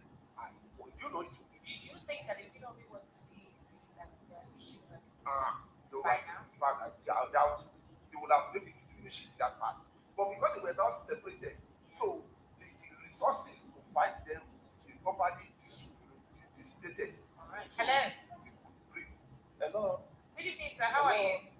Good evening. Good evening, sir. How are you, sir? We thank God. Happy New Month. Happy New Month. Happy Sunday. Happy Sunday. God bless you. Thank you, sir. What's your name? Okay. My name is Pastor Ifeanyi from Ijagamo. Pastor Ifeanyi. Welcome, sir. How was church today? Well, we glorify God. We are pushing forward. Yeah, I enjoyed church today. All right, Pastor, let's go ahead. Two things I want to contribute here. Yes, sir. Concerning the Archbishop that I visited the Asolo, I feel it is someone that transparent that wants his people to know, to show a good ruler. They are not supposed to criticize when things are, you are saying that this is a critical issue. Nigeria is hammering. You're supposed to listen to their people, and they do the needful.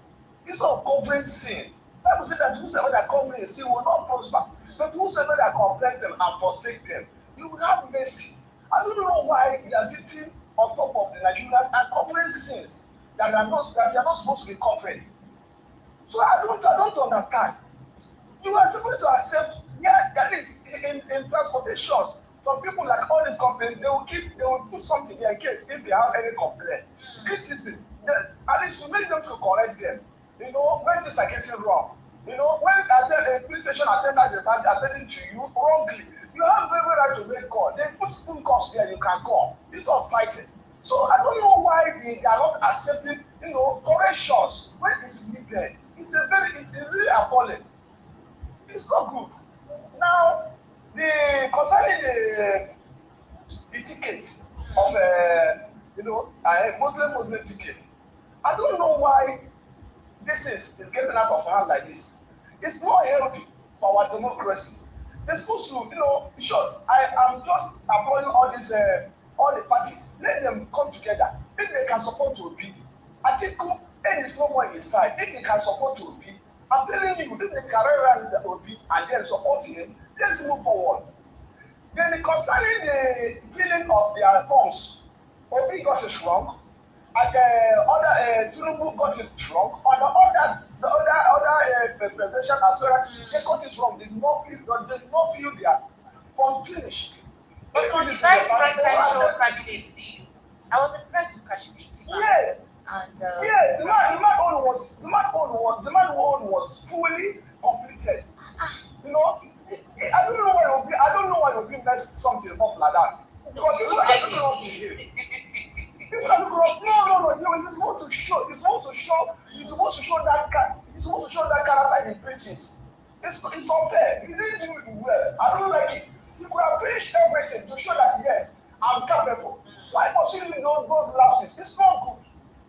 It's not good. People will look at it. Are you watching something? Then you are following the footsteps of the ruling. The speech is very bad. If it is in company, we will accept an employee leaving spaces. They will ask questions. That's true. You know, yes, they will ask questions. Even though in your station there now, if people are coming for jobs, they will fill everything. And if they didn't fill it, they will turn their back. They will complete their documents. They will complete. Then why are you leaving those places? Maybe there's something wrong somewhere. And the INEC are coming out to tell us, are we going to fill it for them? Are we going to tell them to fill it? Are you not in the capacity to be transparent? No, it's pretty transparent.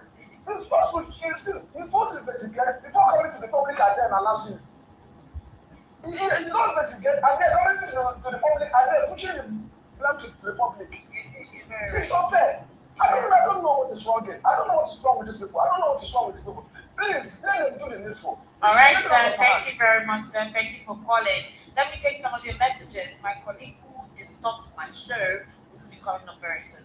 Good evening, Esther. My name is Pastor Maxwell. Something tells me that all these politicians are up to something. I can't believe that the experienced politicians that ADC didn't see this coming or do not have money or influence to the judgment. How can only Tinubu and Wike hold the whole nation to ransom?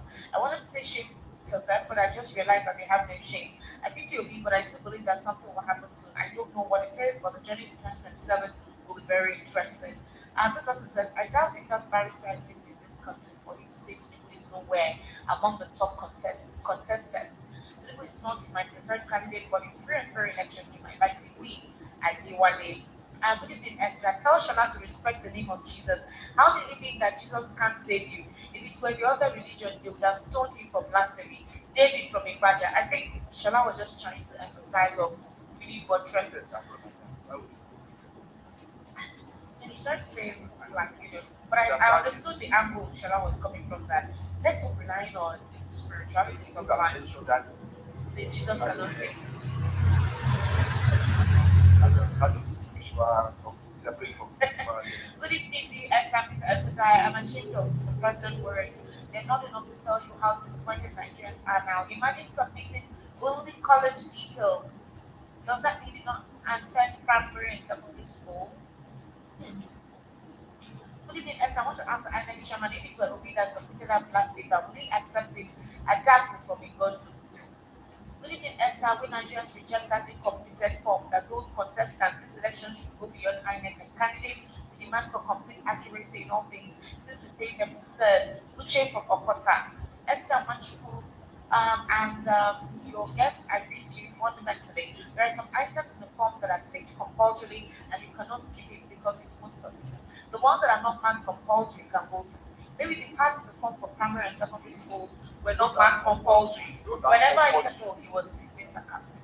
Whenever I tell a friend of mine that President Tinubu would win the elections, he said that we are the ones who are necessarily giving Tinubu the power and influence where he has none. The fact still remains that President Tinubu would win the election, not because he would be massively voted for, but because he has more the factors that are favorable to him. The nation's treasury are at his disposal to use as he wants. The security agents, the electoral umpire, the courts. Esther, do you know that at this point I don't even know where I stand, even as an NDC member? Former President Obasanjo seems not to have any political influence any longer. Former President Jonathan seems to be very active in international engagements compared to Obasanjo. James Ogbonna, currently in RCCG Redemption City, Mowe, Ogun State. James, you're in the citadel of Christ. Just put us in prayer. Put Nigeria in prayer. You're in the holy city. Higher guys, the certificate of form issue is a constitutional loophole. The law says minimum of WAEC or equivalent. Her OBJ passed it then because of ex-VP activity. Regionalism went down and they got Ola from Fatih. Good evening, Esther and my brother over there. Please, I want to ask what's the opposition parties doing concerning the president's school issues? Why are they quiet? They should sue INEC for accepting this, Mr. Chukwude from Ajegunle. Opposition too fell victim name and they did not feel a victim name. That is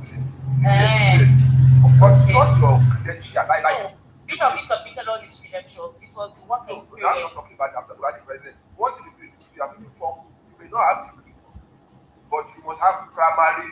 Okay, primary and secondary. Unavailable. It's unavailable. So you now filled in work experience and the college at NYSC. Alright, good evening, Miss Esther. Hey, this one copy business. I came into this and I'm not yet business. I thank Barrister Esther for his brilliant analysis. Please, how did these migrants really this country come to power? Dr. Nnamdi Azikiwe, which migrants? They are Nigerians, so it's not migrants. Dr. Nnamdi Azikiwe, Ahmadu Bello, Awolowo, are they going to be the last word, please? Okay. This person says, good evening, Esther. Good evening to you. Please tell ABC that Catholic bishops are not Adeboye and other Pentecostal pastors that can take rightly. Nicole.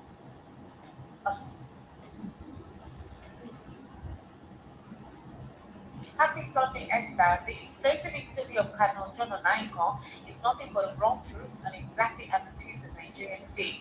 Cardinal Onaiko is not one of the fake bishops of this present government and without fear or favor stood his ground and told the president that he did not want to hear. If other top religious heads can come out like this and tell the president the truth, there must surely be a better turnaround. I therefore use this opportunity to call out all the bishops, pastors, and GAs to wake up from. I think CAN is not united. And is not united because they were all quiet. Only few of them spoke up. The thing with CAN is that when you get to that top, you become closer to the politician. So if you are not careful, you become politicized. That's the problem with CAN. Like that one is always, I don't understand why the members are the lower sections of CAN and the speaking they are fragmented. But when you get to that CAN, with VOP team things, spokesperson of ABC should know very well that the Catholic Church should not be taken for granted in Nigerian government right from the military era to date. If they speak the gates of hell, will not prevail as Jesus Christ commanded. Why are people dying on a daily basis and who is killing them? The current government should answer the questions squarely by solving the problem by stopping the killings. All right. Hello. Good evening. Hello. Good evening, sir. Welcome. Your voice is very low, sir. Can you hear me better? It's better now, yes. What's your name? Oh, my name is Sonny. Sonny from where? Yeah. Sir? Yeah, in Lagos. Okay. Welcome, sir.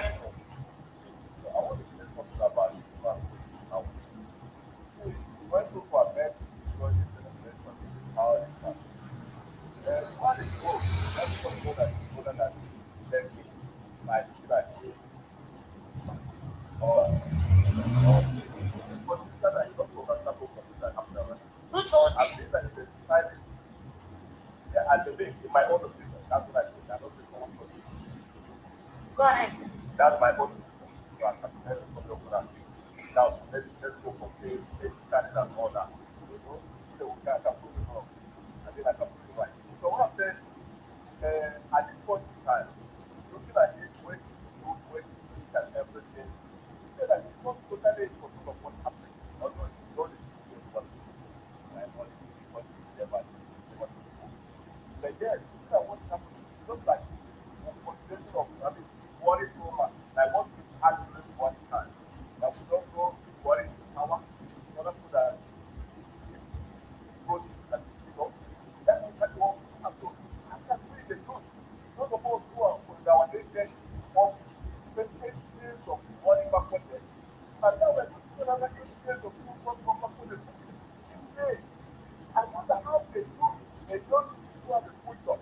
Would they encourage that starting for this festival? At what point do you start thinking your own mind? At what point do you think that you need a better house? Have drive car like other people someone in the past. To have to the properly without being excluded, without involving yourself in that. Nigeria has made it difficult, and this worry and the latest worry and the current government have made it very difficult for people to take contact. For a certain person to survive and their economy. And when people confront the fact, now it's like that. I mean, the man that is about to not even students, you say that you are like that, you are paying, you are properly paying. You don't know of your own condition, which you are living. You look at your own face and telling that what you're saying is not true. Imagine that. It's not just like and today, those of them who were crying thousands on Jonathan, when life was better, when it was less than $1 and live better. Today they are all silent. We want them when people will go down, we want them to speak against the next government and we remind them of this process they are making. Thank you, sir, for calling. All right, good night. So, what's your final take? Yes, my final take is that I think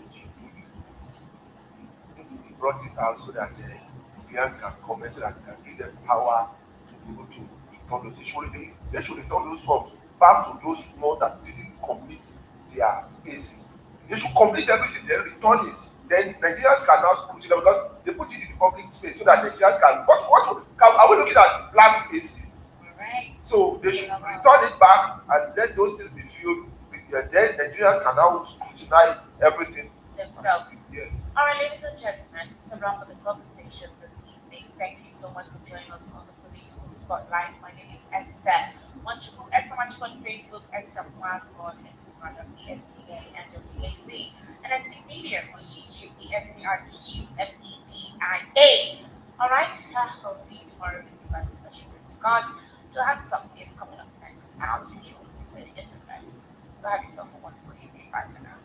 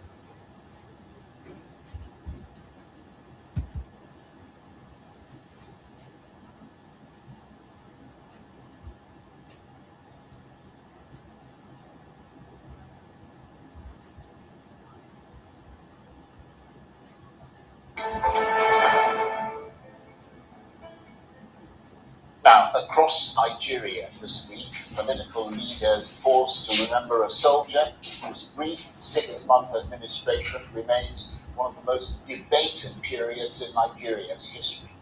At a memorial ceremony in Umuahia marking the 60th anniversary of the assassination of Nigeria's first military head of state, Major General Johnson Agui-Ironsi, President Bola Tinubu, former President Olusegun Obasanjo, Governor Alex Oti, and other eminent Nigerians paid tribute to General Agui-Ironsi's patriotism, discipline, and commitment to preserving Nigeria's unity during one of the country's most turbulent moments. So, 60 years after the events of 1966, how should Nigeria remember Agui-Ironsi? Has history treated him fairly, and have we fully appreciated the extraordinary sacrifice of the then military governor of the Western region, Colonel Adekunle Fajuyi, who chose death rather than abandon his commander-in-chief?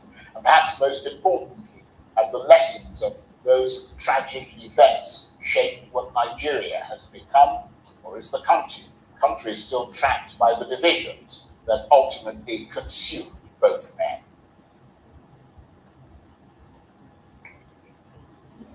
Well, in a moment, I'll be joined on the line from Umuahia by engineer Imo Agui-Ironsi, nephew of Nigeria's first military head of state and current head of the entire Agui-Ironsi family. But with me in the studio for now is the political analyst, executive director of Development Specs Academy, member of the editorial board of this day newspaper, and professor of strategic management and human capital development, Professor Oke Keju.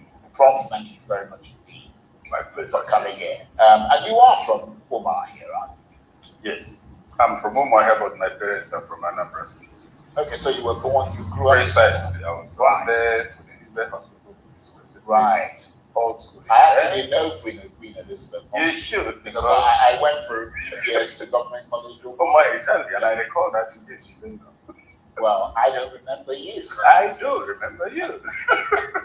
But, I mean, it's great to have you here, because I consider you to be a great resident of Nigerian history. 60 years after that fateful counter coup, has Nigeria honestly confronted the events of 1966, or has it merely learned to live with competing myths about that seminal event?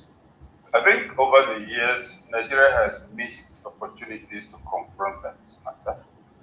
Yes, there was 1966, but if you recall, by 1979, the politicians who came together to build the Second Republic were actually on the verge of making senior candidates, which means at the level where it mattered, the Nigerian elders knew there was no division. They knew that there was a misunderstanding in 1966. They knew the Igbos didn't send the Zobo on any errand, but the aftermath of his rascality impacted negatively on them. So that is really a series of missed opportunities, and myths began to arise, worsened by, low-grade politics. But again, I look at what's happening in Umuahia today, and I ask myself, look at the attendance. Serving and retired officers of the Nigerian Army. The event today means they don't recognize 1966 as having breached or breached. Let's read the call. It was a distortion of history, an unfortunate act, and if you look at it historically, you will see that it's easy to understand. Zobu was a major. He killed some of the most respected Nigerians. His colleagues didn't kill those they were asked to kill. And because of the ethnic connection, they say, oh, it's their brother, they spare. But what's the profile of the man behind it? As a soldier, you know that a senior officer does not take instructions from a junior officer. So for a major to enter a radio station, announce he had taken over, and then in the process of that announcement, is instructing the GOCs to take over and be in charge of the areas where they are forced. You're addressing brigadiers general, not even a lieutenant colonel, not a colonel. So that's clearly a soldier out of his depth completely. And that's why Ojuku, who was a colonel at the time, he said nothing has happened. That some rascal entered the police station. That this is a profession. You don't take such a strong. It was Ojukwu who foiled it. If you recall in the north, Unembe, another Igbo man, was shot when he was trying to prevent them from taking arm because he was in charge. Now look at the truth and then look at the narrative that has come. And with it has also come the degeneration over the years. The late Wali of Sokoto, Ambassador Hamza, in 93-94, he was also the editorial board of this day as a consultant. He told a very telling personal story. He was secretary to Sir Ahmad Bello. At a point in his life, he also served as secretary to Zik. And he was telling us there was no day Zik awoke and Ahmad Bello did not talk throughout before all that crisis. So that national cohesion of and protecting my interests, but we have a common platform, was always there. Now it's not there. And worse still, the concept of government and leadership has also collapsed. The single space governed by Ahmad Bello is now split into 19 units. Look at Southwest and all of that. 19 administrative units, delivering poverty. The same for all the regions. And the quality of persons occupying those positions has also progressively deteriorated to the point that the only issue you're talking about is how much you do. I'm going to come back to that point because that's a very important point that you're raising there. But just returning to that period to understand, I mean, from what you're saying, it sounds like to understand July 1966, which is when Aguirre was assassinated, we must first understand January 1966, because one essentially can't be explained without the other. So, yeah, 1960 January was the precipitating action of some junior officers, if you like, under nobody's instruction, clearly with no understanding of leadership. So they killed some people.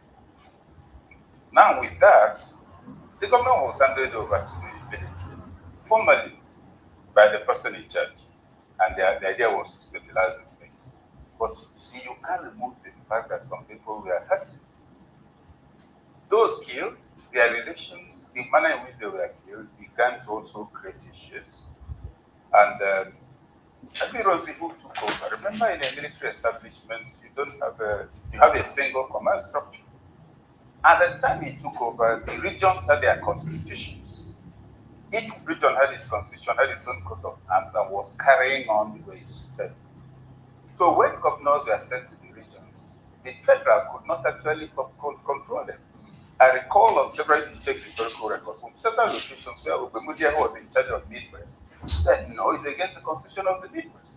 So to improve administration and control, being a military configuration, we made the very clear.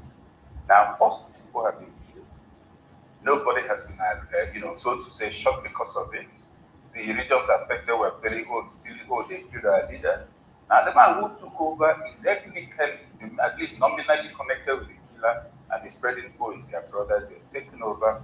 And so the anger wasn't, with the making of that decree, they said, here we go, go control. So looking back with the benefit of history, what was Aguirre's greatest political mistake? Was it that unification decree number 34? Was it his handling of the January coup plotters, or was it something else? A combination of four factors, beginning with the handling of the coup. Imagine that after the coup, there was very quick trial and whatever it is, they would have said, okay, this is it.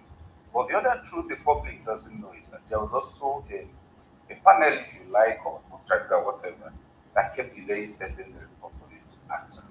So the anger from there is one. Then moving on, the unification decree, and also some of his former colleagues described as his dispositional recklessness. Was a very broad-minded and easygoing human, and so didn't readily attribute. He said this, because when there's esprit de corps, they know what is wrong. No, their emotions are moved out of the stream of esprit de corps, and so he did not recognize that anger. If you look at the persons around him, none, they were not from his own ethnic group. Muritala was his right-hand man.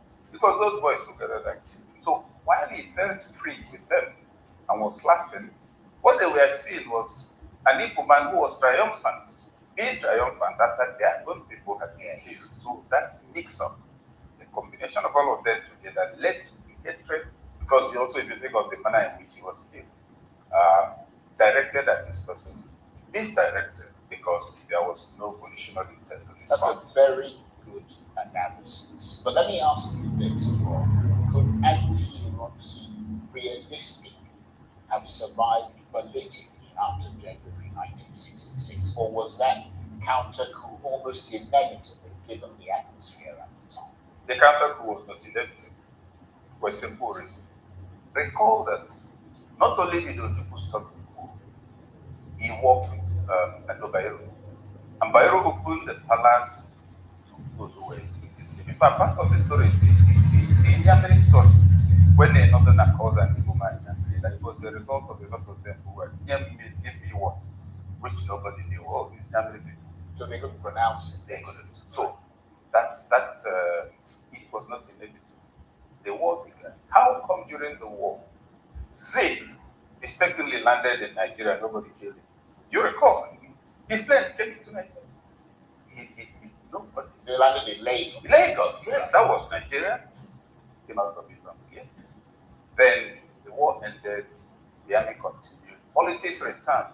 Well, he actually returned to Lagos before the war ended. Yes, for that reason. But while the war was on, now politics came back after the war. After how many years of military? 9 years. Now political coalitions began. All the old coalitions before this first and second coup came back as friends, which means they did not recognize the imaginary division. They understood what was that this thing was a mix-up and still related the way they did. When some people convinced Zik to back off from the Does your phone not have a silent? Not only does it have silent mode, I also put airplane mode. So maybe your village people are working on my phone. So this Gremlins have entered your phone. No, unfortunately. So, nevertheless, on that note, let me ask you to stay with us because it's really good to have you here. And let me cross over now and join on the line from Omar here, engineer Imo Agui Ironsi, nephew of Nigeria's first military head of state and current head of the entire Agui Ironsi family. Engineer Imo Agui Ironsi, thank you very much indeed for joining us. I hope you can hear me because you're sort of looking away, looking down, and I'm not quite sure that you can. Nevertheless, I will assume that you can. Thank you very much indeed for joining us. Now, you were born into one of the most significant families in Nigerian history, with Nigeria's first military head of state, Major General Agui Ironsi, as your uncle. What was it like growing up with the name Agui Ironsi? Was it a source of pride, a burden, or both? Well, it's a good thing to be associated, but let me welcome you first. Let me welcome you for this question. Your question is also very welcome.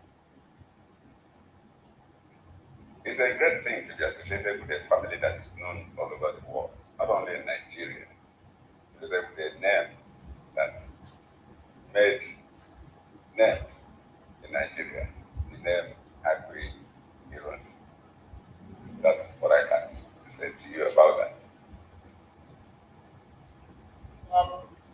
Within your family, engineer, how is Major General Agui Ironsi remembered? I mean, I'm not talking so much as a head of state, but as a father, a husband, an uncle, and a human being. I mean, what stories are passed down that Nigerians rarely hear that you can share with us? Well, he was my uncle.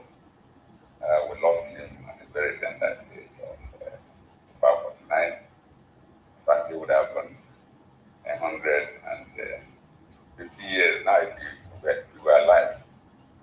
We lost somebody. We lost somebody like a role model, like a guide, somebody to go look up in the village. It wasn't fancy for people at the time to go to the military, but he had courage and disappeared from ignorance and rose to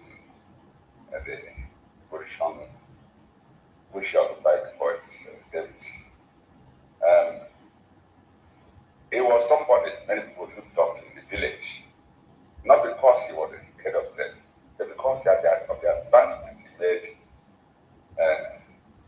in his life. When I say role model, and you understand what that means. You don't need to be a military man to be a role model, and be an academician, you can be a village head. You can belong to any other profession. So he was a role model, not because he was the military. And 60 years... Did I answer your question? Yes, it does. And thank you for sharing that very important aspect of his life with us. And 60 years later, are there still questions about his assassination that your family feels have never been adequately answered? Yes, many. We lost somebody. Like I said, it was a role model, the president. We lost somebody to that. There's so many other people. We lost somebody who was a father, an uncle, at the prime of his age. And I'm sure you know the impact all would have gained by having him around. We also lost. They're pointing us to They're pointing us to good education. They're pointing us to good businesses. It is pointing us to exposure in the world. We lost all that. It is also telling us how to live in the community as people coming after him. We lost all that. I'm aware of what clearly you would have lost. I mean, for anybody, that's a huge loss. But the question I was asking is whether there are still questions about his assassination specifically that your family feels have never been adequately answered.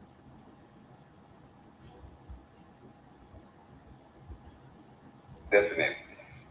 There are so many of them.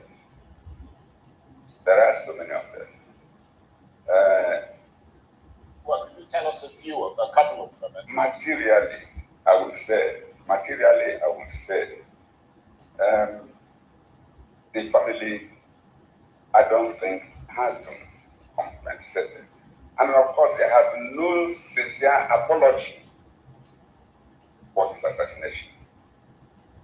It looks like people are still getting on, carrying on with the way things were by the time he was assassinated. We have not received any sincere apology from anybody, I would say, to the best of my knowledge, about his assassination. He was a man of vision. He was a detribalized Nigerian. He was a good leader.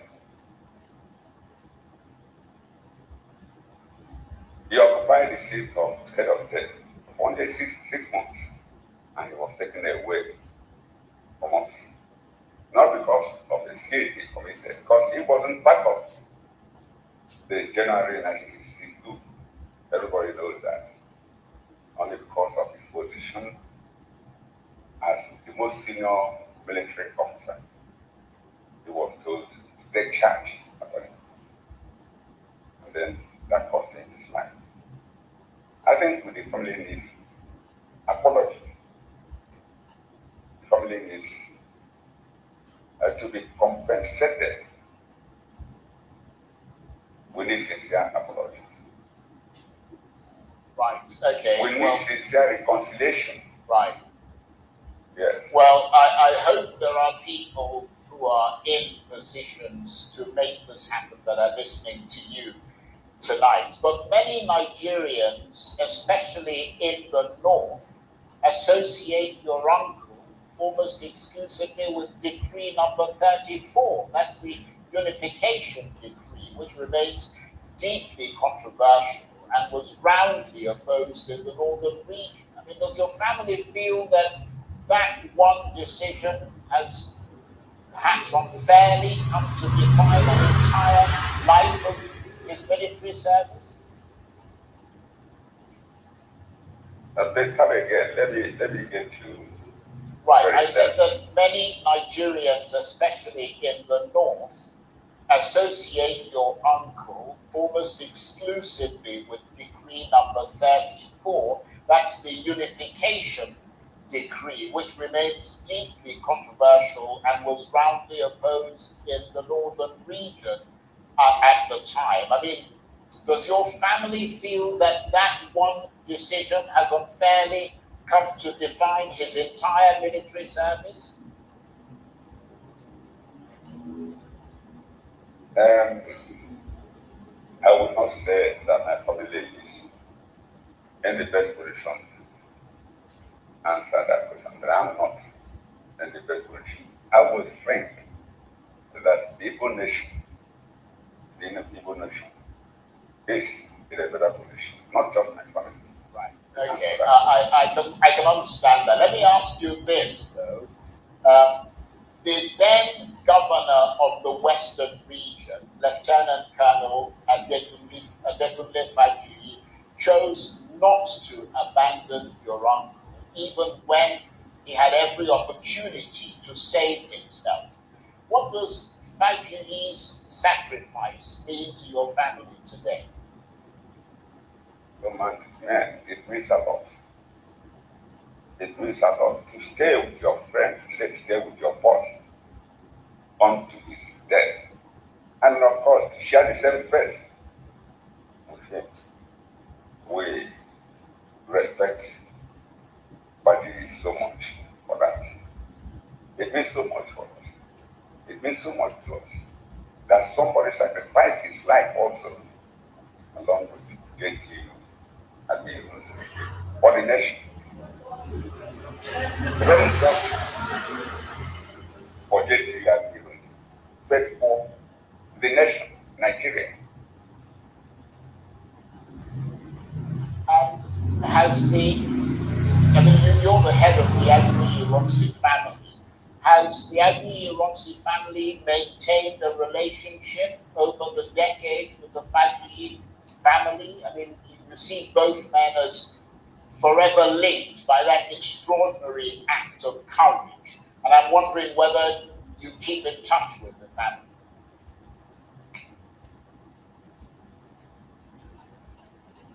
That's not a very easy question to answer.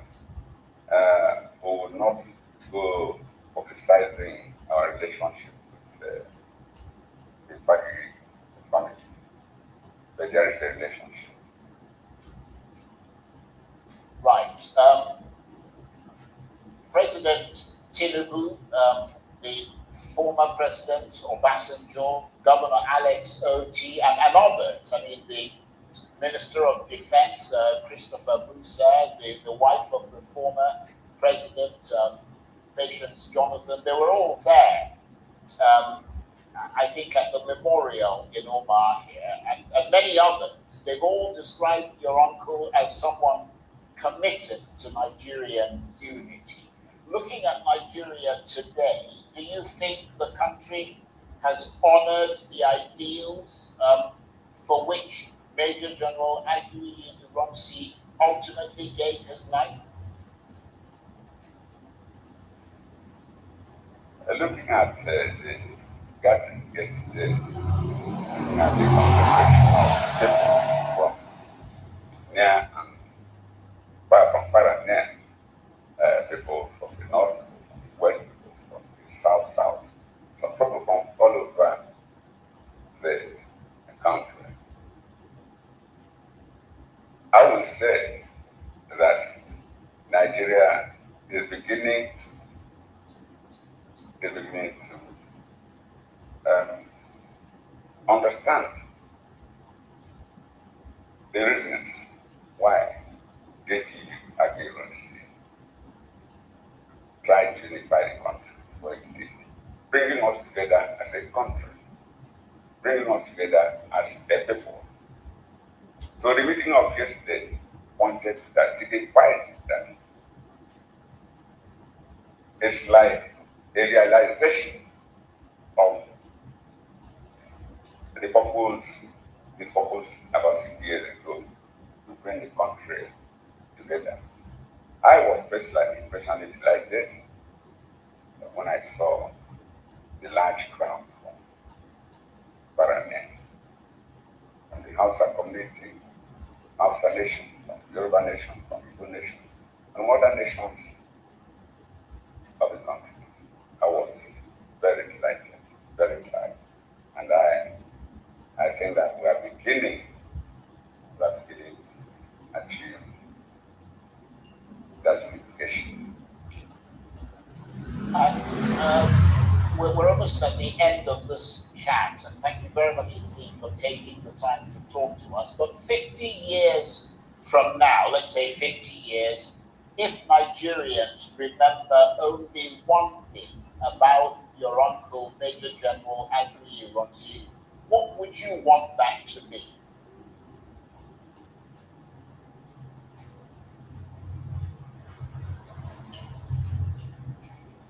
Somebody started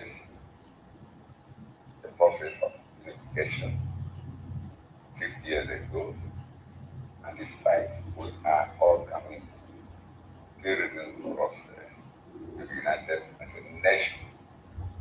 And it will be a memorial. The government of Nigeria should do something to remember that there was an initiator, an originator of whatever position we're going to find ourselves in the future. As a country, as a people united, the government should be able to have it on record, make it known that Agui Ironsi started the process of unification. And if your uncle could somehow look at Nigeria today and its politics, its divisions, and its hopes, what do you think would disappoint him most, and what would still give him hope? Briefly. I don't know whether anybody had me yesterday. Some people did anyway.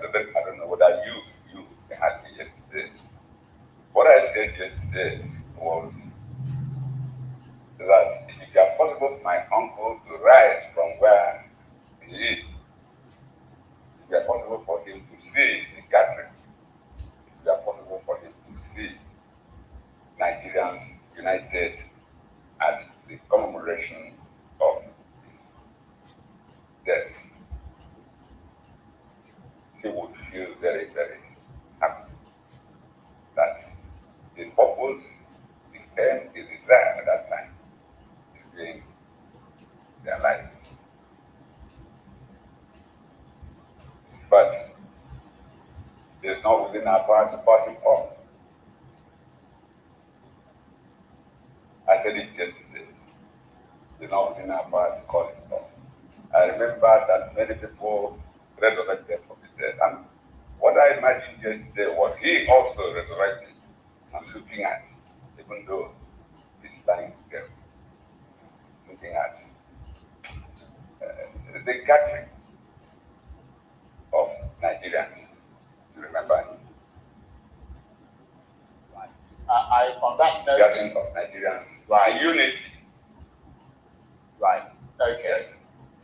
On that note, I want to thank you very much indeed, Engineer Imo Agui Ironsi, nephew of Nigeria's first military head of state and current head of the entire Agui Ironsi family. We're deeply, deeply grateful to you for taking the time to talk to us. And he was, of course, talking to me on the line there from Omani. You're watching The Rise of Prime Time, because it wants to the head. I'll be rejoined in the studio by the political analyst, the executive director of Development Specs Academy, member of the editorial board of This Day newspaper, and professor of strategic management and human capital development, Professor Oke Ikeju. Stay.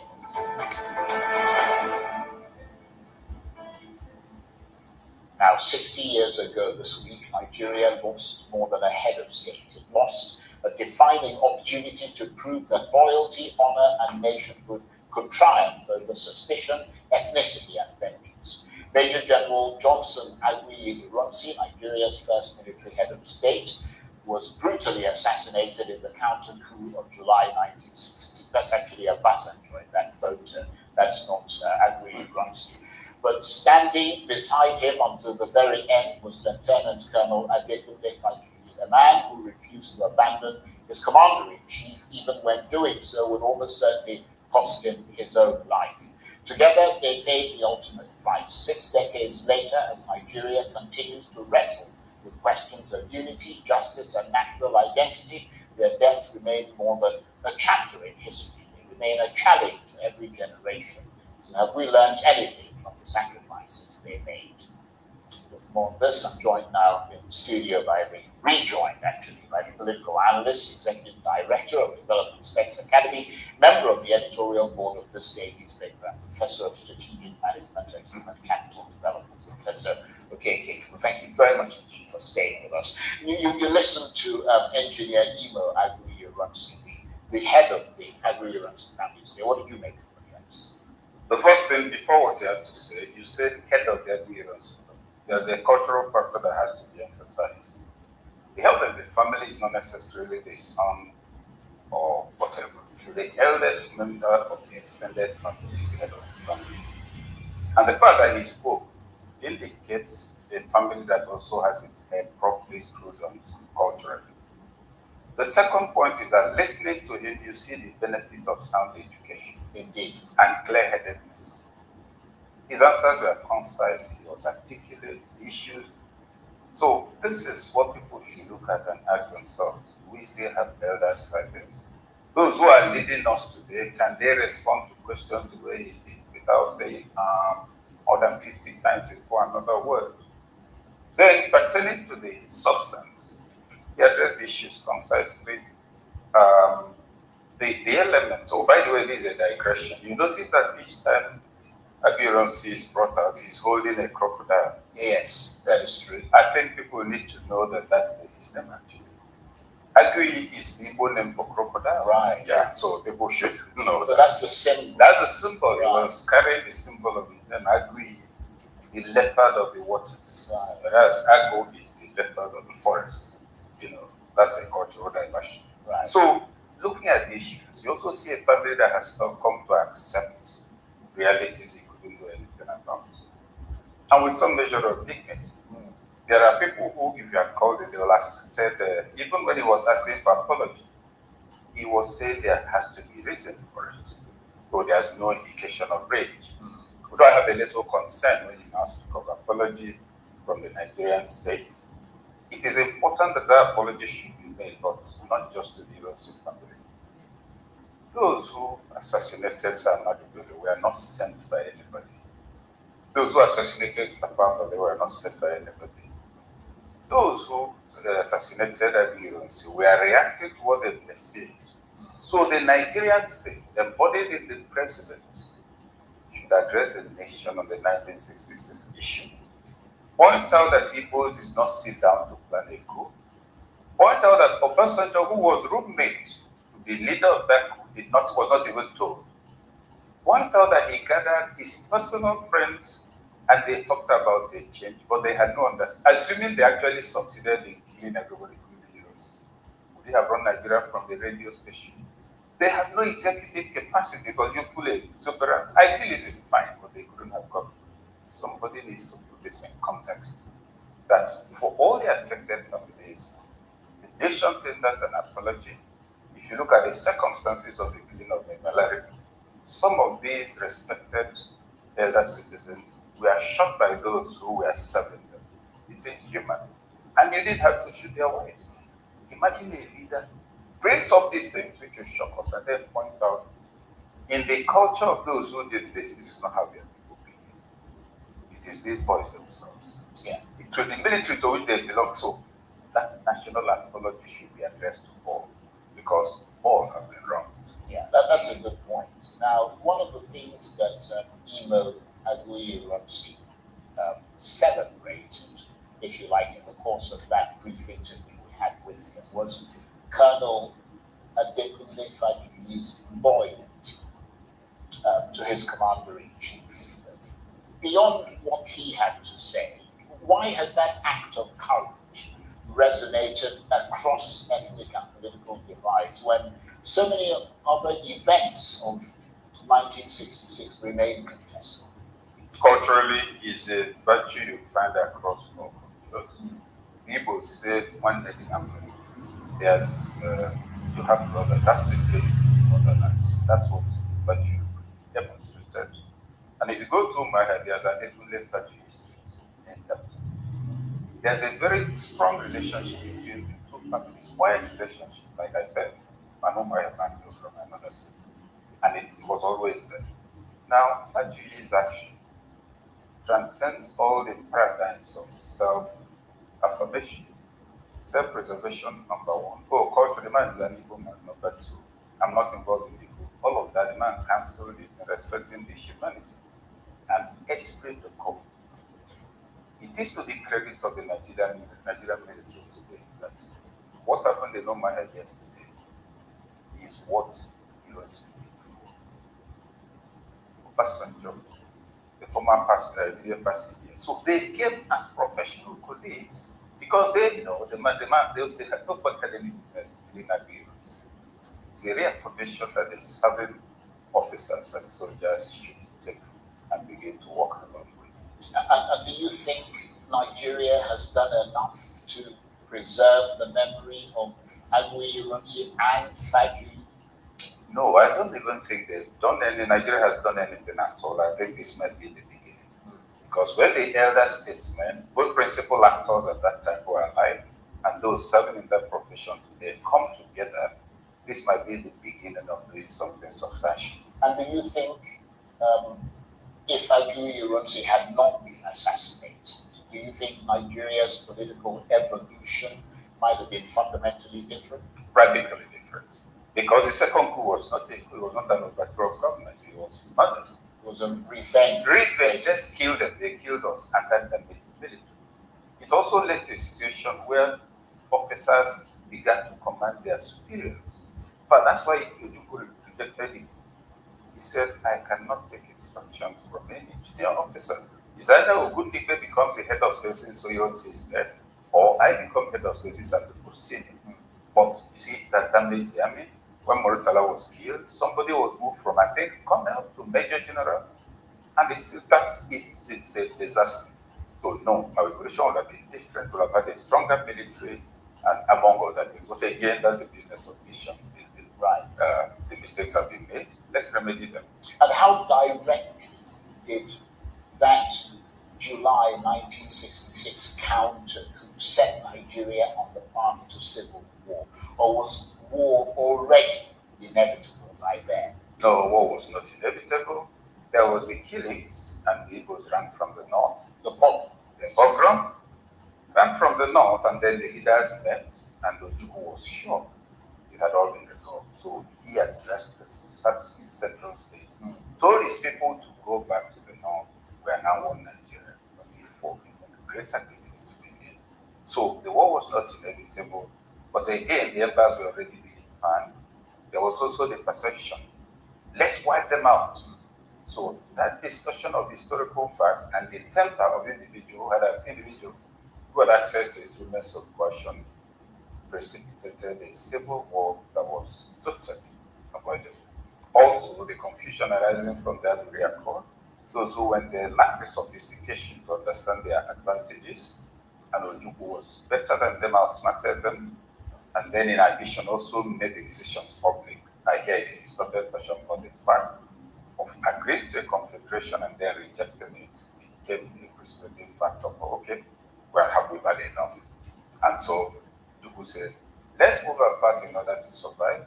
The other group said, Nigeria, keeping Nigeria together is a task that must be accomplished. And so the war raged. Fascinating. You are, of course, a professor, which makes you a teacher in your own right. If you had some time, perhaps an hour, 2 hours, 30 minutes, to teach every Nigerian under the age of 30 about 1966, what lesson would you insist they understand before they form an opinion about Nigeria's history from that time and subsequent? Lesson number one, the day you're born, you're not a Christian, you're not a Muslim, you're not Hausa, you're not Igbo. As you begin to grow, you begin to do the things your parents taught you. They take you to the church or not. So you begin to acquire an identity. Therefore, somebody cannot be a just because of this historical fact. Second, only knowledge justifies any action you want to take. Now, those who carried out the coup believed they were going to create a better Nigeria. They were enthusiastic, but they didn't have knowledge of how it will affect other things. So, my dear young people, ask yourself before you act, do I have enough knowledge about this? Not for today, but going forward, and is it sustainable? Step number 3, don't take a position for which you're not prepared. You may like the title. You may even be better than the man holding it, but you may not have the capacity to draw public attention. So learn to transfer content to those who can project you better than you. Thirdly, or fourthly, and most importantly, bear this in mind. If there is confusion, no matter what you want, you won't get it. No matter what makes you happy, it will not happen. And yes, if you're pressing somebody, too much energy will go into it. You'll never have any joy. So ask yourselves, what is it that if we all keep doing, we live well together without having each other, without any compatibility? That's what we need with a mission. And we've literally got 30 seconds. 6 decades later, are Nigerians any closer to seeing themselves first as Nigerians before ethnicity? No, they're not even seeing themselves as citizens. They're seeing themselves as indigenous of their villages, not even the state. Therefore, the Nigerian state of 1966, even up to probably 20 years ago, has disappeared. We are looking for identity at the subnational and national level. And the leadership at the national level is using ceremonies to pretend that we are united. If we win a football match, oh, why don't we maintain this patriotism? That is football, not leadership. All people are hungry. So it's doable. We've lost a lot, it can't be regained, but right now we are the worst, at the lowest level possibly can be in terms of unity and national cohesion. That's my perspective. On that note, I want to thank you very much indeed for your contributions, your assessment, your analysis, political analyst, executive director of Development Spencer Academy, member of the editorial board of this day newspaper, and professor of strategic management and human capital development, Professor K.K. Thank you very much. Thank you. That's it for this edition of Arise Prime Time. Join us again tomorrow from me and the entire team here in Abuja and Umar here. Bye-bye, and thank you for watching.